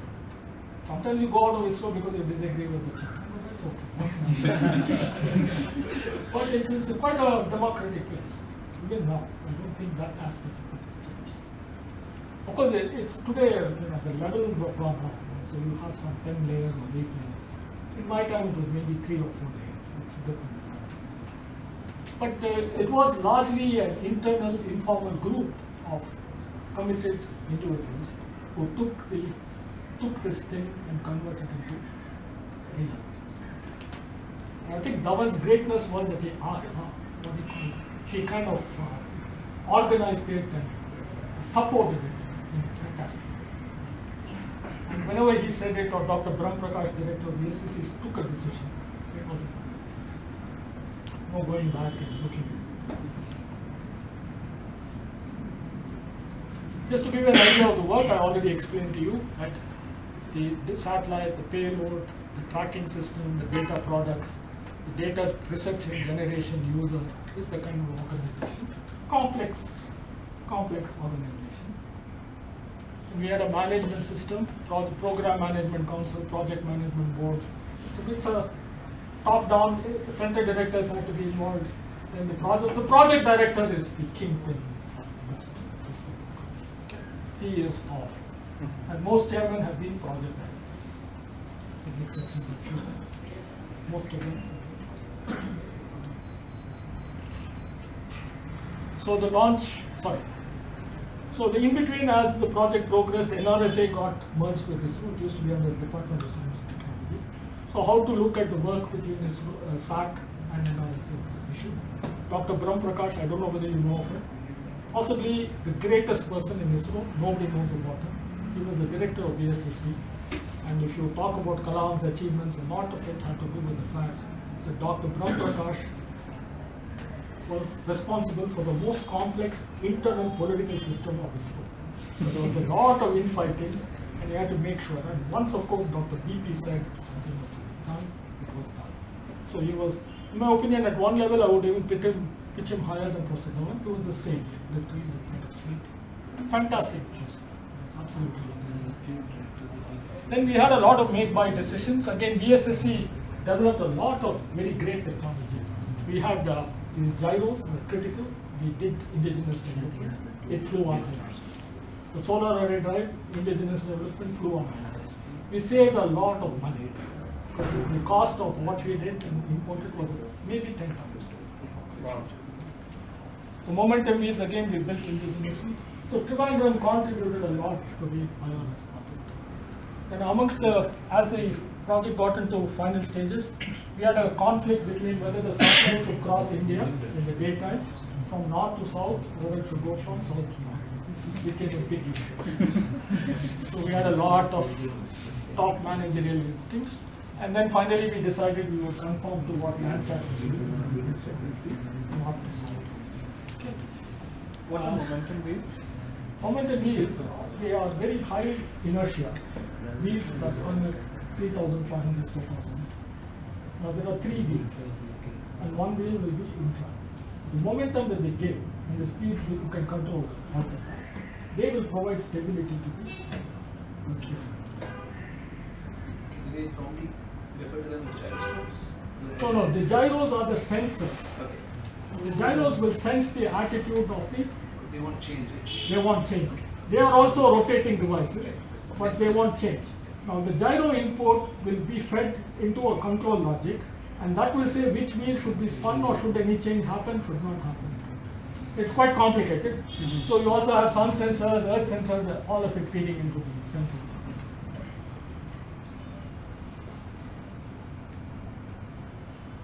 So that is the Vostok launcher, and that is IRS-1A. I was in Delhi when it was launched, and then we had a lot of issues on the first day itself. I think one of the problems we had never anticipated was the kinds of things that can go wrong. So I come back to this important lesson: automation. Why was it launched from Baikonur? Didn't Chandra or Sriharikota? We didn't have a launch. We didn't have a launch. PSLV did not yet be operated. It took 5 years for PSLV to come up. So we had to go and buy from the Russians. Nobody had ever launched a commercial launcher from the Soviet Union. Okay. IRS was the first satellite to buy a commercial launch from the Soviet Union. I was involved in the negotiation along with Seshan. You heard of Mr. Lee and Seshan. Yeah, He was our joint secretary. Right. He was also one of our. We have a lot of exchanges with him. If you remember, could we get an idea of cost of launch? I'll come back. I'll tell you a little bit. It may be an anecdote that you guys may want to keep in mind. So we negotiated a contract. So before we did that, we did a survey of all the available launches because Professor Dhawan was very systematic. So we went and looked at the Thor Delta of the US, Ariane, French venture. All of them were $35 million, $20 million, $25 million. Finally, we decided to approach commercial. Okay. So Soviets came back and said we will give you the launch. Professor Dhawan was very clear; he didn't want a free. He said we will pay for it. So he said negotiate a commercial launch. So we went and Mr. Seshan and Rangan and I, we talked to them and we came up with a fairly good deal. Now there were a number of issues on the contract itself. For example, just as we were doing this, Mr. Seshan was also involved in the launch services negotiation for INSAT. Now there is something called a liability provision in a typical launch, satellite launch. If the rocket lands right in another territory and it creates some damage, you have to pay for the damage. So the American solution to the problem is that you take insurance for liability. Okay. So in those days, the number used to be about, I think, something like $300,000. You have to take insurance, and in case it lands on some place and somebody sues you, you will use that insurance money to pay. This is the American approach. We had negotiated inside, and all of us were comfortable. I mean, all the people negotiated inside, including Mr. Session. We believe this is the only way to go about it. What happened in our discussions, it also came out that the Russians are also quite involved in vegan space. There is something called the Liability Convention. The Liability Convention does not specify anything about all this. It just says we negotiate and you come to something. So I suggested, for example, that we should not raise this issue with the Russians the way they're talking about. Instead of which you say that what will happen if the rocket doesn't perform. So we went and negotiated. And the Russians said if the rocket doesn't go, we don't think it will, but if it does, we will give you another rocket free of charge. Then we asked them the question, what will happen if it goes and does some damage? He said it won't go and do damage, but if it does, we will take responsibility. So we saved a lot of money simply by looking at it in terms of the Russians didn't really get spoiled till 1991.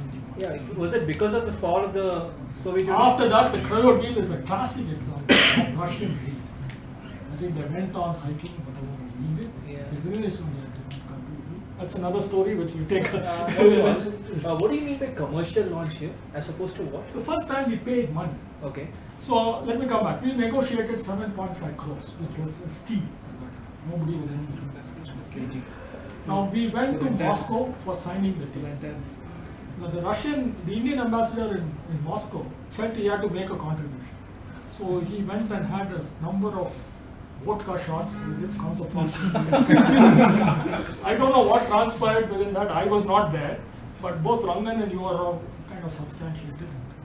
So they say that the price came down from 7.5, which in my opinion was a very niggardly price. They brought it down to something like 4.5. Because what you're really saying is vodka shots are more powerful. So the launch cost for IRS 1A was effectively just 4.5 crores. Even less, maybe 3.5. Few more shots. 7.5. So I remember Professor Dhawan, I wanted to tell Professor Dhawan we'll negotiate and get it down a little bit further. Professor Dhawan told me, don't be stupid. I don't want any more, horse trading and all. This is good enough. We will go with it. So he was very clear we will pay that. But then he didn't count on the But guys the ambassadors in Moscow are being very, very good to us. And the Russians too, they treated us very well. So if you go to one of them, they'll give you Indian food, they'll take special arrangements. And it's incredibly cold. If you go to Kapustania, which is the place I went to, incredibly cold. If you take off your jacket or your earmuffs, your ears will get literally bleeding. Very, very okay. Russians used to work with nothing. And I remember one colonel who was in charge of the launch operations. Now, what will happen is nothing will be there on the launch pad. The next day morning, everything will be there. And there used to be one colonel who was one of the soldiers who fought Stalingrad. And a brain problem. He would take a look at the rocket as it went off and tell you whether it's okay or not. They operated under all conditions. We have launched an IRS satellite in a snowstorm. Okay, they don't. So for the Americans, you have launch window. So you have to specify 10 plus minus 10 minutes of this is what they say. With the Russians, you ask them launch window, they'll say 10 o'clock. So you say 10 o'clock. You say 10 o'clock plus minus 0, 0. 10 o'clock. They have no idea of launch window. So a lot of it was very difficult.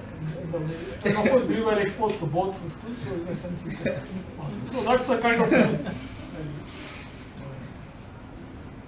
So just to give you some pictures, a little bit, and I'll finish. That's Professor Dhawan. You can see my colleague Rajan. I'll talk a little bit. Okay. This is Wing Commander Rao, who was the director of the National Remote Sensing Agency. He also built this SCAS Earth Station for ISRO. He went from ISRO to remember SCAS, one of the he built it. And this is D.V. Raju, who used to work in the Satellite Center before he moved to. So this is my colleague Rajan. who was actually Professor Dhawan's right-hand man. And if you look at that innovation diagram, I don't know whether I have it here. Can I show that to you? Yeah. And he was the guy who networked and coordinated everything. Okay. Incredibly fantastic political sense. You know, he's one guy who has to say the most unpleasant things, but everybody used to be, all the directors thought very highly of him. Right? And he was, in my opinion, to convert a lot of what Professor Dhawan wanted into actually dealing with centers, getting them to do the things that had to be done. He did an incredible job. And of course, he left ISRO just before IRS 1A launch. And then he moved to Delhi as DST. He worked with Dr. Kalam on a lot of issues, so he was very close to Dr. Kalam. And you know that India 2020 was a talk, was a report that he had organized and he and Kalam brought it out. Of course, today he's become a sage, so he talks a lot of wisdom. Clearly, entrepreneurship and a lot of other stuff. So we still talk about ISRO. Now he's got a lot of stuff that he corresponds with Professor Dhawan on all the internal issues. So he's documenting them. He's reached 1979. That's what he told me last time I spoke to him. Okay. The other person you see on the left is Professor Pisharuti. He is the grandsire of remote sensing. The first remote sensing helicopter flight was done. He was a meteorologist who was then became a remote sensing. Of course, I don't know whether you know him. Pramod Kale was involved in the site project. He was also the project director for INSAT and the MCF facility and all that. He was then director SAT. He became director BSCC. Okay, quite a important figure in the ISRO here. And India and the world, we don't know whether the French spot system, we were about the same time, we talked about it so we're not very clear whether it was the French or India, we would assume. And NASA problem is it pioneered CCDs, it couldn't use them. Okay. Why did we use it? What was their reasoning? Combat. Right? Technology changed, especially if it has to do with architecture, it's difficult. Because we have invested a lot of money and resources to exist. It's difficult to do that. But they didn't see the potential of it. Well, I mean, I used to talk to a lot of that.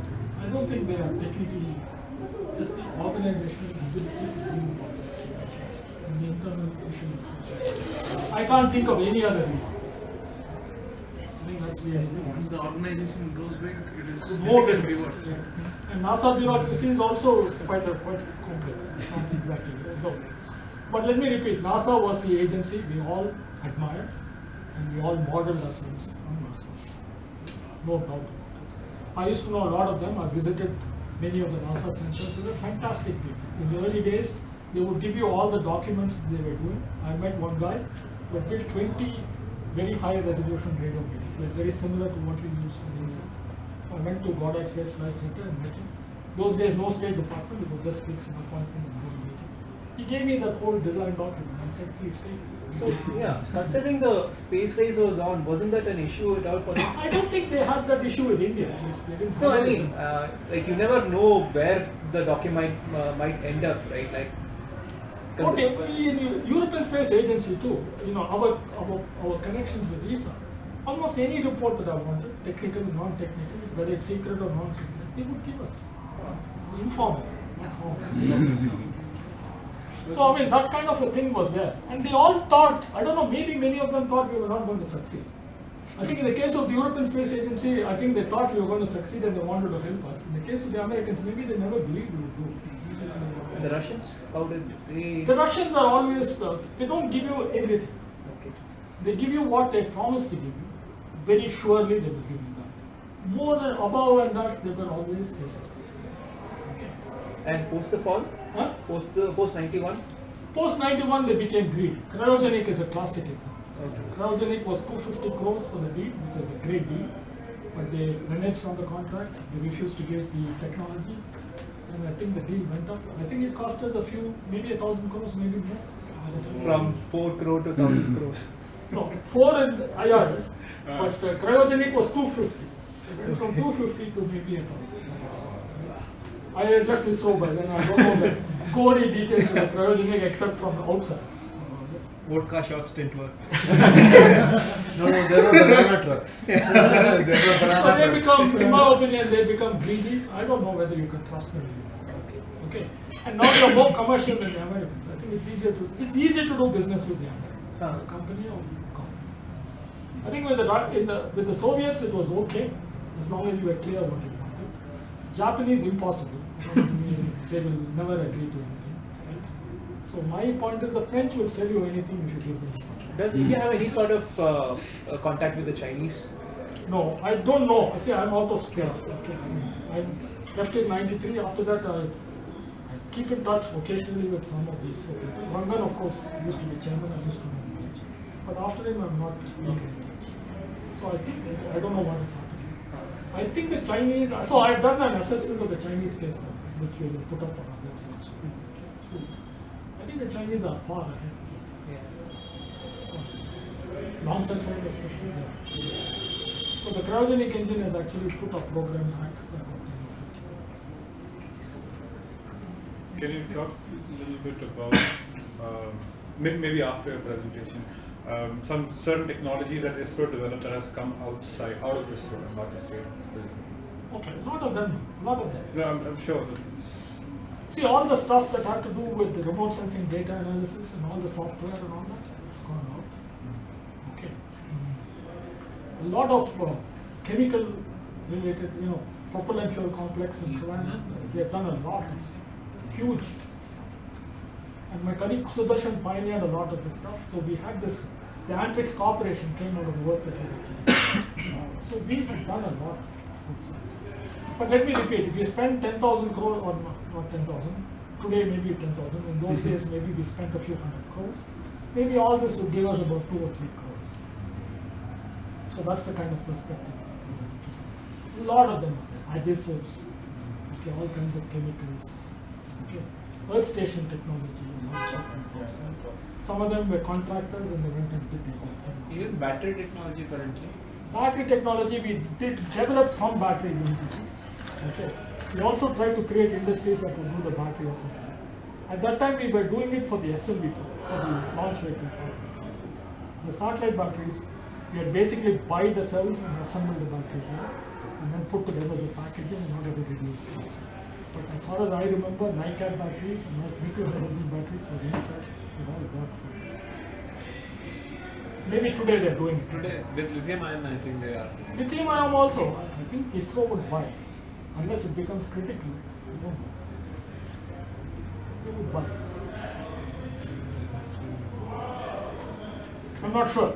Yeah, I think there has been some news otherwise. So we will do the development, and I don't know whether finally when the push comes to shove, which they will use. Yeah. Designers would like reliability, quality, and no uncertainty. CCD as a backup. Yeah, very nice. One components in heritage. Sorry guys, I've taken too long, right? Sorry. Thank you, sir. So those are a list of the cameras, list 1, list 2, list 3, and the test cameras. So we're looking at something like, this one was 70 certified. We're looking at 20, 5.8, then 3. That's the kind of some of the architects were involved in IRS. This is Arup Dasgupta, whom many of you know. Very close friend and colleague for a long time. That's Professor Rao here, right? That's Colonel Punk, he used to be the director of SHART. Professor Rao used to be the director of the Satellite Center. That is Gopalan, who used to be a deputy project director for IRS as well as the director of SAC at some stage. That is Kale, Pramod Kale, I already spoke about. And George Indrasas is the other person you can look at. This, of course, is custodian. Not a single lady. I'm looking for the women, and Well, throughout history, I mean, Ma'am, I know think there were. I agree with you. There were a few, okay, but unfortunately, the few who could have made it left. I had a colleague of mine called Nandini, who was maybe better than all of us, okay, but she got married and she had to go to Canada, and I think she stopped working now. She didn't even, she didn't even want to work. Right? And at the lower level, there were many.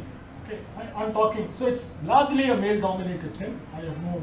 But today, I think this was changed. It's changing because I was very happy to see that very famous, iconic picture of some of the women scientists who helped launch the worm. Yeah. So I think it's changed. Yeah, but then you still don't have many women ISRO directors, right? I think it will happen. Why? I think. See, in DRDO, for example, there are already a lot. For example, the person who funds our work at NIAS is a lady. And she's a very demanding lady. And I think the IFA of DRDO who also happens to, she's also a lady and she's pretty good.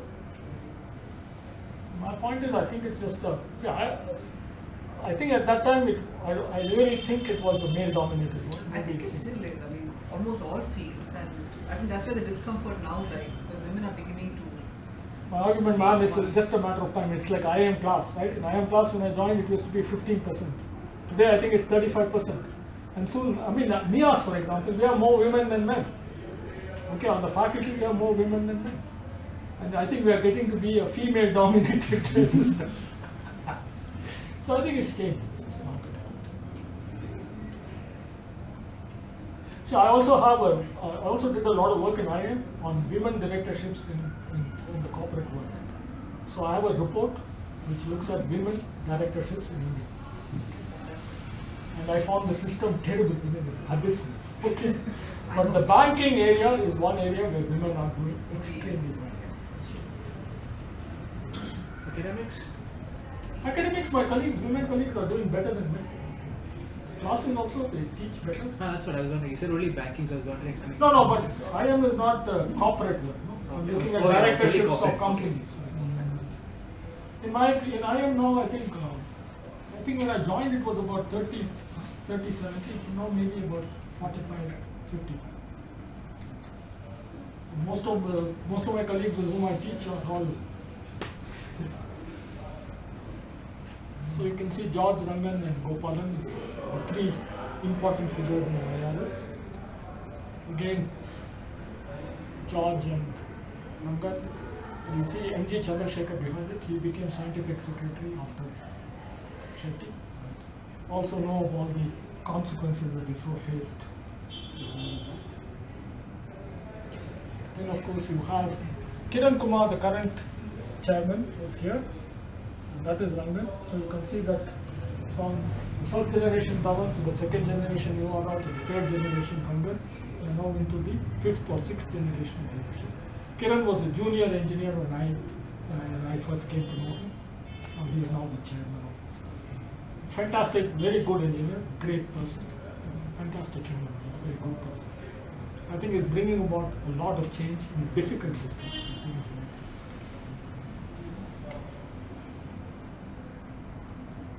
That's the first picture, and when I saw this picture, I thought my life was over. That's because Sriharikota, the first image, I did almost everything from the writing the first report on IRS to actually getting it here. And let me tell you, after IRS was launched on the first and second day, we had a lot of problems. What was happening was the satellite was, pointing to the Earth. Suddenly it would lose the Earth lock and move away. Right? And there were 2 or 3 major snags which nearly made sure the mission came to an end. One was, apart from this problem that happened randomly, there was another problem. You have something called a Kalman filter that is put in order to refine the control system. The moment you put it on, you lost control. Okay. Now the other thing is, periodically the satellite would lose lock, and every time you wanted to bring it back to Earth lock, you had to expend a lot of propellant. So in the first 2 or 3 days, we lost a lot of, maybe 20 kilograms of propellant in order to bring it back. So we were worried about why it is happening. And I come back to this. There are 2 problems. Automation, which prevents manual intervention in the first in the satellite, we must be extremely careful about. Okay. Now, we had a lot of debate before all this, and one of the things we always used to point out is we must have manual intervention in the best system. But control engineers are very arrogant people. They think they have answers to all the problems.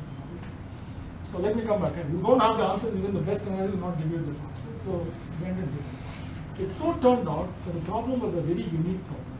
See, how it was happening is, we have a sun sensor, right? As the satellite goes over the North Pole or the South Pole, that is the only geometry according to the designers in which the satellite will see the sun. And it will be pointed vertically to the ground, okay? So that will correct the gyro axis periodically, right? Because you have a fix on the sun. And this happens every time you go over the North Pole and the South Pole, okay? So this goes real time into the system, right? And every time, if it functions only over the North Pole or the South Pole, you're okay. Or suddenly somewhere in the middle of the orbit, it is getting updated. How can it happen? Okay, so we spent a lot of time trying to resolve this thing. We talked to NASA. NASA finally suggested, they used to do a lot of military experiments which put a lot of these sodium vapor clouds into space in order to look at the wings. So they said that possibly some of those things are glinting, and that glint is coming into the sensor. So if you look at the ideal design, it cannot happen, but it actually happens. Okay? So you cannot foresee all these problems. So then how do you fix this problem? Automated system. So we spent a lot of time. And then I must confess that one engineer from VSSC, I don't even know his name, he came up with a fix that enabled us to bypass, we found the route to bypass this problem. And we recovered it. So it had its share of huge problems and learning also. Okay. So that's a picture of the Washington Mall of IRS Swansea. You can see that we were competing with the rest of the world by that time. Okay. Is it the White House over there? No, that's not the White House. White House is there. You can see the Washington Monument and all that. No, this is not the one. No, as in to the right, I guess. Maybe right is Yeah, right in the middle. Of course, this is a resat SAR image. So this was now gone, it's achieved all that it set out to achieve as a part of what was the government visualized back in the 80s, 70s and 80s. I think I'm done. Thank you.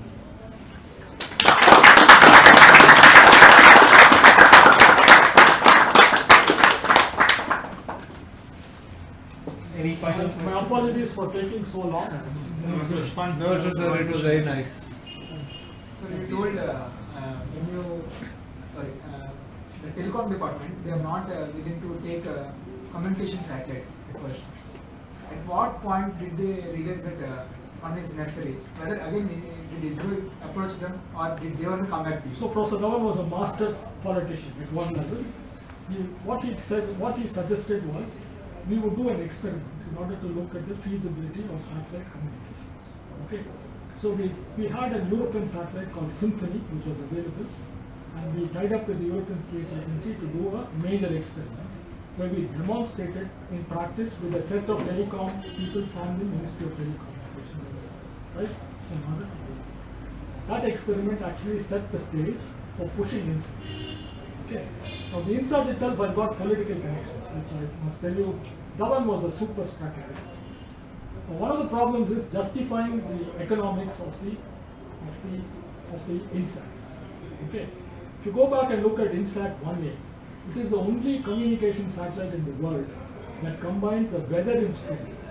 It has a weather camera with a communication transponder for TV and communication transponders for communication. Right? It's the only satellite of the world. Why did it have such an interesting combination? It's a unique architecture. Nobody else can do it.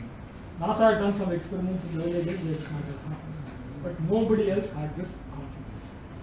The problem was the communication ministry was not very interested. TV was ambivalent, and we needed a justification, right? So a lot of studies went inside ISRO to look at the possibility of adding a weather channel. So Brown's logic was one cyclone, right? If we can do something with one cyclone, we can do enough to say that this whole satellite is weather, right? So the weather instrument was actually added as an add-on. And when you add it, it actually complicates INSAT in a very big way. Because it requires an infrared detector, which has to be cooled all the time. It has to operate at liquid nitrogen temperatures for it to function. So if you look at that long boom on INSAT, and only one side you have a panel, and the other side a long boom, that entire architecture is dictated by the weather instrument and the configure. Otherwise, it would be a much simpler satellite and a much more reliable satellite. Okay, INSAT 1A didn't work very well. INSAT 1B was successful. We had another failure, INSAT 1C and 1D, I think, worked very well. So you can see that the record of these kinds of things. So the political choice was also dictated by this kind of thing. And I think after it became clear, the Ministry of Telecom also came.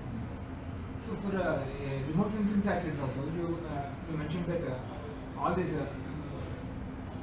Ministry of Earth Affairs and all this, they will be kind of asking for this data. So did they also kind of resist like a telecom department? See, there are two things you have to see. Are they using it operationally at that time? No. Right? Did they have any problem in supporting it? No. They didn't mind supporting it. They didn't have to pay for it. Right? So one of the great advantages of ISRO was the user didn't pay for the data. Right? So many of them may have agreed to say that there's no harm in agreeing. If the data is useful, you use it. If it's not useful, you won't use it. Right? So that's the kind of thing that we had. See, unlike the DRDO, which has, the Air Force has to pay or somebody has to pay, right? They didn't have to pay. Only now, I think, after the operational part of INSAT and IRS, some of these things are. Then why did the telecom department disagree in the first place?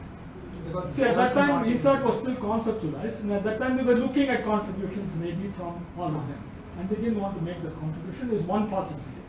Second possibility is I think they were just incapable of accepting the possibility that apart from the telecom lines that people are talking about, there are other ways of doing things. So this is a secretary level communication, which I thought was, reading it, I felt it was. Yeah. So with as Narayan's own company is coming, as Dhruva Space and many other private space startups are coming, you mentioned deregulation a little bit back.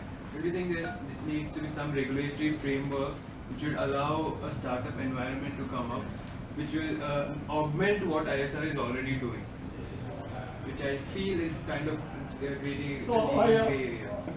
So what do you think should be the changes that you should bring about? So let's look at this regulatory environment a little bit more in detail. What is it that you think you need? Support from ISRO for testing. Is that what you want? You pay for it, ISRO may give it to you today, right? Antrix Corporation is there, and they will give it to you. I assume they will give it to you. Sir, an orbital slotting policy, frequency allocation. Frequency allocation is an issue, right? But my argument is everybody in the world is doing it. What's the problem with India? But India is not doing it. That's the problem with India. See, the other problem is in the earlier days there used to be what is called the IFR. What is it? We had this thing under the Communications Ministry run by this guy called Sridharan, Wireless Advisor. WPC. WPC. So wireless. Yeah. So anybody could apply. Right? And get what was. So nothing has been issued in the last 25 years. No, but I'm not sure they are controlling the space thing. ISRO may be controlling the space thing. No, but so that is an issue, right? So I think if you want to change that, and it should be made possible to make it available, because these frequencies are all internationally agreed, so there's no issue at all. Sir, but even orbital slotting is not, there is no clear policy on that. There is no clear policy on spacecraft authorization. According to me, national requirements of orbital slots, geostationary orbital slots. Yeah. We have, I think, 5 slots or 6 slots for communications. We must have a number of other slots for that. But then they are not allotting them to private agencies, right? Why not? They are not doing. They are not. That is the question. Has anybody applied? Yes, a lot of several companies who have been waiting for 5-6 years now. Yeah, exactly. Okay. And the answer is that we'll get back to you. There is no response further than that. So I come back. This is again. See, in the earlier days, you had a way, because the WPC was actually doing this. They were doing the negotiations on the International Frequency Registration Board. They were involved with the ITU in looking at all this. I don't know whether it has now moved to ISRO. Maybe ISRO is controlling it. The thing is, I've had a discussion about all of this with, let's say, the chairman of ISRO himself. The problem in the government is space has many stakeholders.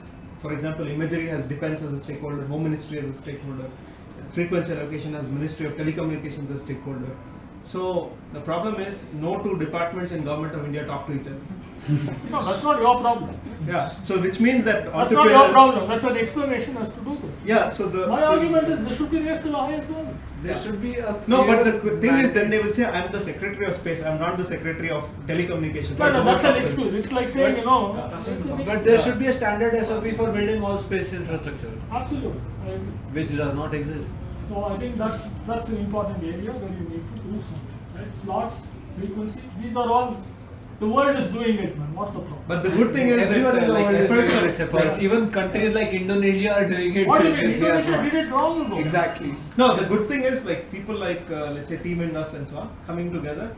These things will establish precedent in the country. So anything that we are doing now. So yeah, that is one thing. Precedent. Again, one thing I had to ask, okay, this slightly unrelated. If a private company, say something like SpaceX comes in India, probably Bellatrix or someone, may probably have their own private space vehicle. So let me come back. If you can, I remember this company in Bombay, which many of my colleagues went and joined. They were related to the Z TV. Agrani. Yes, Agrani. Agrani was one. There was another company. I think Rangan was also advising them on that something like license, that. right? They got a license. They are the only But ones. I mean, it didn't take off, right? I mean, But they were the only ones in the history who got the license. But that is because they were well connected with all the powers that but I go sometimes and say, Bay of Bengal is available, go and join. Sir, this is probably a purely political question. I know you left in '93, but would you be able to offer any perspective on the spy scandal in the '90s? The spy scandal, my colleague Nambi was innocent. Yeah, exactly. That's in terms of. So I wrote a letter along with Satish Dhawan, Guar Rao, Yashpal, Seshan, who else? Narasimha. So we wrote a public letter which looked at all the evidence. I actually invested a significant amount of my time because Professor Dhawan was convinced that it was wrong. And if it had not been for him, we would have all let it pass. We don't have neither the courage to stand up to all this. But I happen to know Nambi. His life was ruined, right? His life was ruined, but he's also ruined a lot of other people's life. Okay, so it's not, Nambi is not a saint, okay, but he didn't do this. Okay, and he's innocent as far as this is concerned. So we must be realistic about the ISRO internal. But had it not happened, we would have had a liquid propulsion program which was successful much earlier. All that is hype, man, not true. The liquid propulsion program has always had a problem. Import versus indigenous. But he was the only one who was amongst the only people who were working there at the leadership level on a liquid propulsion system. Again, I come back, leadership level. These are all debatable issues. Right? As an insider, looking at all of the various elements in I think Nambi's statements about technology, future, and what they could have achieved should be taken with a lot of salt. Okay, not in pitch. So, on the fact of the matter, whether he was guilty or innocent, I think he was innocent. There are claims that it was the political parties in Kerala. There was a large significant element. See, one of my colleagues in ISRO was involved with some woman. Okay, and that woman had some problem with the political parties. Nambi has had a bad record of dealing with some of the internal issues related to CISF. Okay, right? So there were earlier issues on that, and that guy went into the IT, and he wanted to take revenge on him. So it's a complicated alignment of political, internal, and what I call accidental factors. Right? And they fixed it. Okay. Not only they fixed him, a lot of ISRO people were also likely to be fixed. So I happen to know all this because I also had some connections with some of the people in Delhi, and they came to talk to me. I was out of ISRO, luckily, at the time. So I don't know what's But anyway, all this happened, but he was innocent. Okay. And so the government said, we must do something about it. So we actually put out a public letter, right, and circulated it widely. Gopal, for example, was very kind. Gopal and Bajji actually orchestrated a lot of it. But then it was very aggressively run, the campaign against him from Malayalam Manorama. No, it was. As I said, what about him? Forget him. No, at least he's involved. Many of my colleagues' children who are going to school, right, they were affected. Right? How? School children were actually, they were telling all people in ISRO, working in ISRO, and of course the other story is every woman in ISRO was sleeping with every man somewhere else. It's ridiculous. No, apparently, it was all orchestrated by various parties. Sir, apparently it was a ploy by A.K. Antony and Umachandi to get rid of K. Karunakaran as CM. There was a political dimension clearly. And the guy who was one of the major actors was the money carrying guy between INR and somebody else. I don't remember all that. I have a whole record of all this and a draft of that original letter which Professor Dhawan and all of us signed. Okay, we were convinced at the end of it that the entire investigation was flawed and it was instigated by vested interests in the IB, political alignments and the political factors. And a lot of it was internal to the public, the washing dirty linen and public. Just a lot of unfortunate factors came together. So I think Nambi was a victim in this particular case. So I think he was. I also went to testify on his behalf to prevent. He has filed a case for damages against some of the newspapers. So I went to testify on his behalf. I met him once in Trivandrum. But all this thing about Indian leadership, cryogenic and all that, some of it is. Because the program was like, I don't know, it could be either way. You would know better. So, okay, thank you very much, sir, for this excellent talk. We enjoyed it a lot. So, I would like to, say that this is going to be an ongoing talk series, where the next talk will be given. No, I'm fine. I'm a teacher. Yeah? I spend 2 hours in class. So, this is an ongoing talk series, and the next talk will be given by Dr. Sivathanu Pillai, who was, with the SLV team and then went on to become the CEO of BrahMos Missiles. Is it going to be here? It is going to be at NUMA, the Airbus Startup Business Accelerator on Church Street at the last Friday of this month. So the talk series will have the second Friday at Hasgeek and then the last Friday at Airbus Biz Labs NUMA on the Church Street. So you're all welcome to join us again. So is the theme of this ISRO or, No, so the whole theme is to capture anybody and everybody who's been involved in the space program. Okay. Let's say scientists involved in ISRO, people who went on to develop entrepreneurial stuff within ISRO. Satish Dhawan encouraged industry to be developed in the early 70s. Who jumped on to developing industries in early 70s when there was all this license Raj and everything else.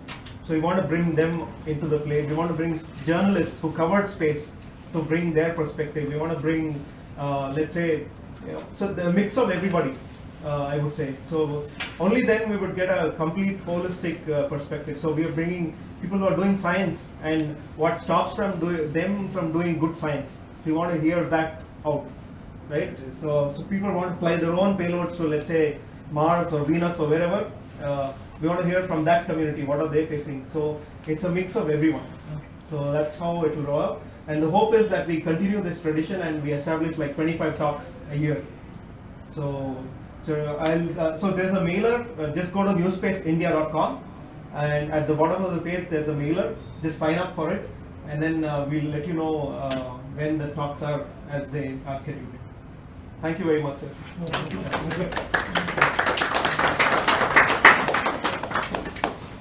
See, the PowerPoint is, if you want, you can take the slides. I think this is Sandhya's, I think, on my email. Newspace. We have just started off, it's almost been a year now. So what I can do is technology cards here so that you can have the reference. Develop all the values and leadership values which complement the Indian space industry. So I have already business cards just for space. Right now vendors for ISRO. For them to kind of come up with their own kind of development activities and so on. So that you and scaling just get on with mailer because ISRO have very tech oriented curriculum. It's talking only about technology. Yeah, just get on newspaceindia.com. There's a mailer there. Just sign up. Business perspective, giving them a strategy perspective, giving them a regulation perspective, and things like that. So we continuously try and develop new content, new teaching methodologies and so on. And also try and create more outreach for things like this. I would like some of you to work with you. My email is Chandrashekar. So I used to be said, right? Yeah, I used to be said in the last year of my course. Okay. So I want to ask you, why are you coming for I'm traveling with them. Okay. There was a space coming for Setzik I was looking for. So So we, yeah, I would love to visit. So we are based out of Bangalore only. What we Fortunately, it was like if you want like to add ideas to what we were expecting or what we would be doing, we were expecting to work with you for some time. Develop a curriculum around the areas that you are interested in, not necessarily our areas of interest. It can be your areas of interest related to space and space technology that you would like to teach about. Because I believe in IIM and in IIS you're teaching about business and about strategy. So you still might want to teach some space, even though you're not involved. I have a couple of cases. Yeah. No, so we're trying to Even if you create might this not want to vibrant teach us, community. we can still work on developing the content and having that content being taught. So I got two cases. One is on Cuban